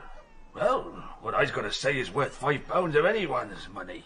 Come in, my ducks, before they see me talking to you. Sit yourself down. Oh, thank you. Now, there are 6 questions I need to ask. How long have you been living here? I've been living here since they built the flats, 1960, 1960 will be fine. And do you get on with your neighbours? Well, not as well as what I used to. Here next door, she come from Zanzibar. Don't speak a word of English. I don't speak much Swahili, so there ain't much we can talk about. What about your neighbour across the hallway? No, that's another story, that is. Did you read in the paper about that woman got murdered on Gibbet Hill? I think I might have. Well, that's her lover. What? She's one of them homo sapiens. You mean homosexuals? There's the one. How do you know about this? I seen it with my own eyes, my dear. I've seen things they don't even allow on Channel 4. Mr. Witherspoon, with respect, if they were lovers, I'm surprised they invited you in to watch. I seen it through the spy hole in my door, I did. The two of them kissing goodnight. Well, it started as a kiss, but then they got very excited. And that Jessica, with a huge hand, she stuck him down Thank you, that's absolutely fascinating. I only wish I had a box to tick for it. The love that dare not speak its name, they used to call it. Oh, nowadays it's the love that will not shut up. I don't know what the world's coming to, I really don't. Mr. Lacey? Here's the book you requested. Thank you so much. And just let me know if there's anything else you need. I will do. Thank you again. James, I've got something to tell you. Darling, do pull up a chair and try to remember there are people reading. I was talking in a perfectly reasonable volume. Yes, but your talking impinges on those people who have come here to improve their minds. James, you may see the library as a place of learning, but to me it's where old people come to save on their heating bills. You be quiet. Yes, I'm so sorry about my wife. Darling, let's go to the periodical section. Well, have you found anything? Not a lot. I do have an address for Deborah's mother, but the local papers only go back 6 months. I did find some very cheap flights to Barcelona there. Bugger Barcelona. I have what I think we might describe as a bombshell. Well done, you. What is it? Deborah was having an affair with Jessica. What? Dear sweet little Deborah, she couldn't have. They don't all have shaven heads and look like bricklayers. Well, Jessica certainly did. Haven't you seen her picture in the Dembley Gazette? There are lots of reasons why people sleep with each other. Sometimes it's looks, sometimes personality, sometimes it's the bulge in their trousers caused by their wallet. Well, if it was a power thing, I suppose Jessica was a bit of a catch. Oxbridge-educated deputy head teacher. But there's a much bigger fish in the sea now, isn't there? What do you mean? Deborah's been to Barfield House at least 3 times, negotiating on behalf of the Ramblers. You don't think she's after Sir Charles, do you? If my theory is correct, sweet little Deborah is about to bait her hook and dangle it in the water. Deborah, it's so sweet of you to come and visit. Oh, I couldn't bear to think of you alone all weekend. Well, it can get quite terrifying, what with the howling wolves and the ghosts of my ancestors rattling round in their chains. You're always teasing me. Anyway, Gustave will be back on Sunday. You're really lucky to live in such a beautiful house. Beautiful, is it? Baedeker described it as architecturally undistinguished. Still, there will always be critics. I used to visit places like this when I was little, and all the interesting bits seemed to be fenced off with a rope. Those weren't the interesting bits. Those were the staff lavatories. Well, I used to dream that one day the owner would come down, lift up the rope and say, "You don't need to bother with that. Come with me and I'll show you all the hidden nooks and crannies." We were open to the public once. I cannot tell you how soul-destroying it is to have herds of people trampling across one's childhood memories. I could have cheerfully picked up the rope and strangled them with it. I know. People can be ever so disrespectful of beautiful things. I'm fed up with beautiful things. I prefer beautiful people. Oh. So, are you here for the whole weekend, Deborah? I'm all yours, Charles.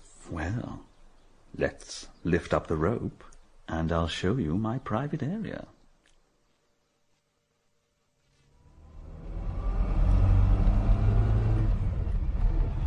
Oh, dear. It's at times like this I really wish I'd taken up watercolours instead. It's Deborah. I know it's Deborah. I can feel it in my gut. But how can you be so certain? I can't be. Which is why we're going to visit her mother. Oh, well, that'll clear it all up. Mrs. Camden, is your daughter a decent sort? Yes, dear, apart from her habit of bumping off ex-lovers. James, I know she'll try and protect her daughter, but something will slip. The police have probably interrogated her till she's blue in the face. But we are not interrogating her. We are 2 journalists writing a sympathetic piece on a local tragedy and all the people affected by it. And which paper are we meant to work for? The Grave Robbers Gazette?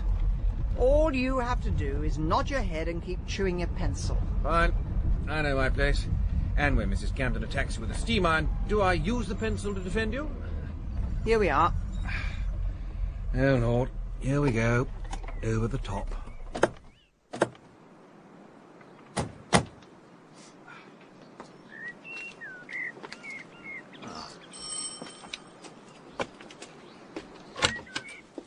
Hello.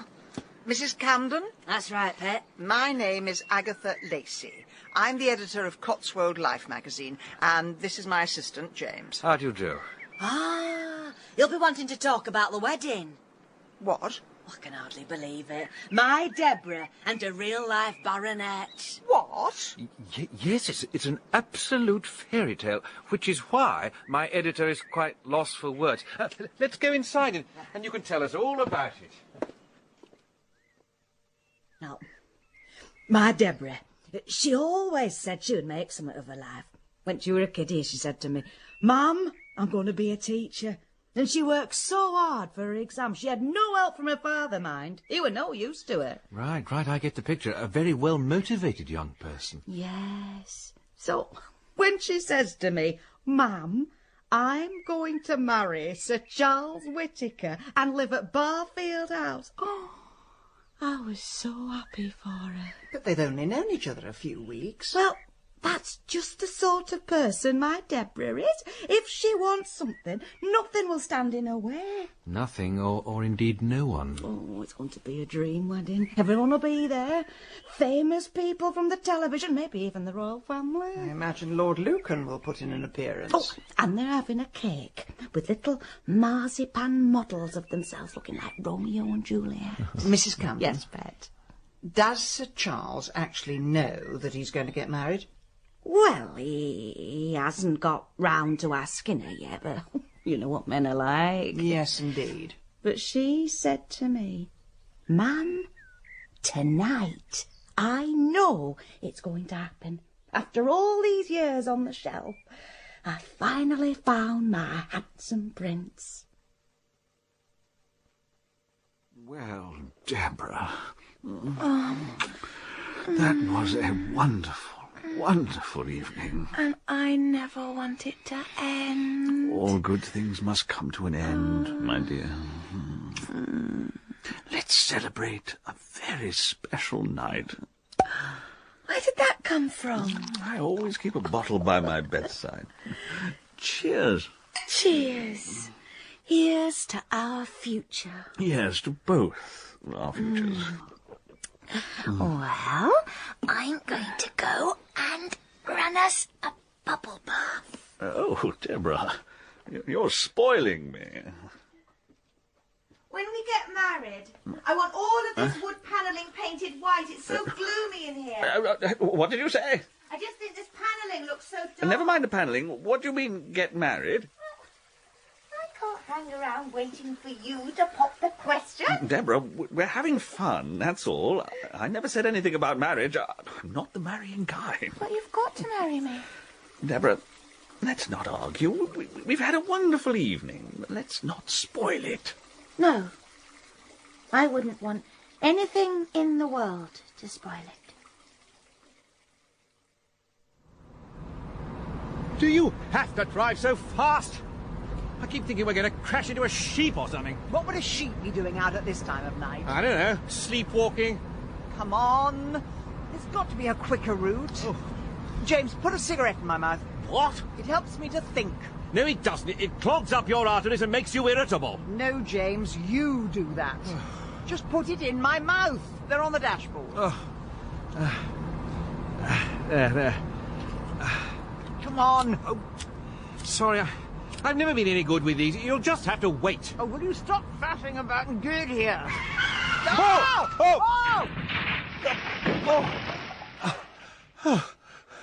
Are you all right?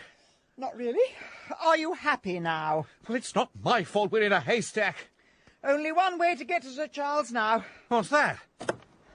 Cross-country running. Oh. Is your bath warm enough, Charles? Yes, it's quite lovely. If it isn't, I could always go and get a kettle. No, it's quite all right. Someone at the door. Oh, don't worry. They'll go away. No, I don't want them to go away. I mean, it could be important. Nothing is important except you and me and our future together. Oh, no, Deborah, I must get out of the bar. Okay, I'll let you. If you tell whoever's there that you're going to marry me. Deborah, you're absolutely crazy. Crazy, am I? Is that what you think of me?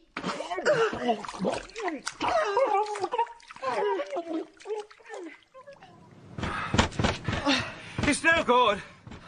He's not going to answer. James, we have got to get into the house. I'm sure I heard shouting. In that case, this calls for action. Get out of my way, Aggie. Let's see if I can still pull off the old unarmed combat training. 1, 2, 3. Oh! Obviously not. What did you do that for? Because I love the sound of my shoulder dislocating. Honestly. Let's try the tradesman's entrance.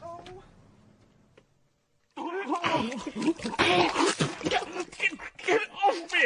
You only knew all the things I've done for you. Let me go! All the things I had to get rid of to get to you. It was you! You killed Jessica! Yes, Charles. But I don't want to kill anyone else. So, do as I say. You get dressed, and we'll go downstairs and talk about the wedding. Deborah, just let him go. Mrs. Lacey, Charles and I have the most wonderful news. Come here, Deborah. Just come here. Don't talk to me like that. I'm not a dog. Right, everyone take it easy. Tell me what's going on. Bill, thank goodness you're here. Deborah has something to say to you. Hello, Constable. It's like a party in here, but then I suppose we've got so much to celebrate. All right, Miss Camden. Let's come this way. Another cognac, Mrs. Raisin? No, it's all right. I've stopped shaking. I just need a cigarette. I'll have another sniff, sir, if I may. Cheers. Cheers. Well, I really can't thank the pair of you enough. I mean, you saved my life. You really did. There is the small matter of our fee. No problem. And the damage to my car. Consider it paid for. And the farmer's field. Don't worry, I'll take care of everything. I wonder how Deborah's getting on. Do you think she'll ever stand trial? I shouldn't imagine so. She'll probably spend the next 20 years in a psychiatric hospital writing obscene poems about us. Oh, dear, I do feel wretched. I keep thinking it was my fault, that somehow I led her on. Right, folks. I thought I'd just inform you, Miss Camden has admitted everything. She says she was in love with Sir Charles, but Jessica got in the way. And I have a visitor for you, Mrs. Raisin. Oh, yes? If you'd like to follow me. Bill, I just want to say, whatever I've said about the police in the past, at least you were there when it mattered. Well, thereby hangs a tale. Oh, yes? We weren't actually after Deborah. No? We were after you for dangerous driving, hence the patrol cars from 3 counties. Typical, absolutely typical. Oh, Mrs. Raisin, I'm so glad to see you. We heard there'd been a crash, and I phoned Bill, and he said... Mrs. Bloxby, I crashed into a haystack. The haystack came off worse. Oh, thank goodness. Well, I'll leave you ladies alone. I'll take your statement later, Mrs. Raisin. Thanks, Bill. I have to say, we've all been a bit worried about you, Mrs. Raisin. Oh, yes? We heard you'd moved into a flat with James Lacey. Well, I could think of scarier people one could move in with. So the rumours were true? Mrs. Bloxby, you must never listen to rumours. What were they saying? Well, tongues have been wagging as to whether bells might soon be ringing. Oh, dear. I don't think we'll be booking the church hall just yet. James and I have been involved in a murder investigation. Oh, that's a pity. I'd almost persuaded Alf to buy me a hat. So it was business rather than pleasure. I'm afraid so. Though there was the odd pleasurable moment. Well, Mr. Lacey can be very good company. Yes, when he's not nagging me to give up smoking, whittering on about Napoleon or begging to go home. You know, Mrs. Bloxby, it's been quite a few years since I lived with someone, and I thought it would be a complete nightmare. But it wasn't entirely hell on earth. Coming from you, Mrs. Raisin, that's praise indeed. Yes. Given time, I think I could almost get used to it. Goodness. Perhaps I might still get that hat. Well, I must say, you and Mrs. Raisin made a very handsome couple. Oh, yes, well, that was just character acting. We were both playing a part. Oh, come now, James. I did chemistry at school, and you two certainly turned the litmus paper blue. Have you taken leave of your senses? I find the woman an irritant. Huh? Like a toothache one can never get rid of. Like a Leylandii, forever blocking one's view of the heavens. Oh, don't try and pull the wool over my eyes. I really think you should go for it, old boy. I really think you should stay off the sauce. You're protesting far too much. Carpe donna, I say. Seize the lady. Clearly, this cognac has hallucinogenic properties. I do not have the slightest wish to seize Agatha Raisin. Cheers. Good morning, Chivers. Have you been a good girl this week? Well, so have I, despite what the Carsely Ladies' Society is saying. Still, what do you care? So long as I can still use a tin opener. There you go. You enjoy that. Oh, hang on, I'm coming. James. Good morning, Agatha. Come here. Hello, Chivers. You must be glad to see Agatha. Everything's back to normal now. Are you calling for anything in particular? You left these in my car. 2 packets of cigarettes. Well, hey, well, that's breakfast taken care of. Have you ever tried giving up? I did once. It made me even more irritable. Is that possible? Don't start. How's the book coming on? Very well. I've finally made a breakthrough. Really? Yes, I've changed the name of the opening chapter from The Rumblings of War to Rumblings of the War. Bravo! You're in the home straight now. Well, it was fun pretending to be married to you. Now do we pretend to get a divorce? My imaginary solicitors will be in touch. James? Yes, Agatha. Why don't we go out for dinner? You know, to celebrate our divorce. An imaginary dinner? No, James, a real one. Well, that's a good idea. There's a new place just opened in Evesham called Serenissima. Oh, is it Italian? I believe so. Good. I'll pick you up at 8. I shall look forward to it. Well, back to the Peninsular War, then. Thanks for the cigarettes. You're welcome. Well, Chivers, a night of Serenissima with James Lacey. Whatever next?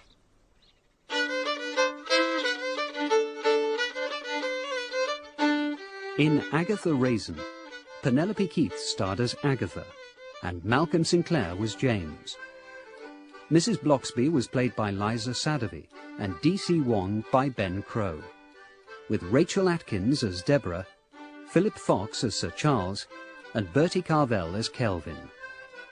Agatha Raisin was dramatised by David Semple from the novel by M.C. Beaton, and the producer was Carol Smith.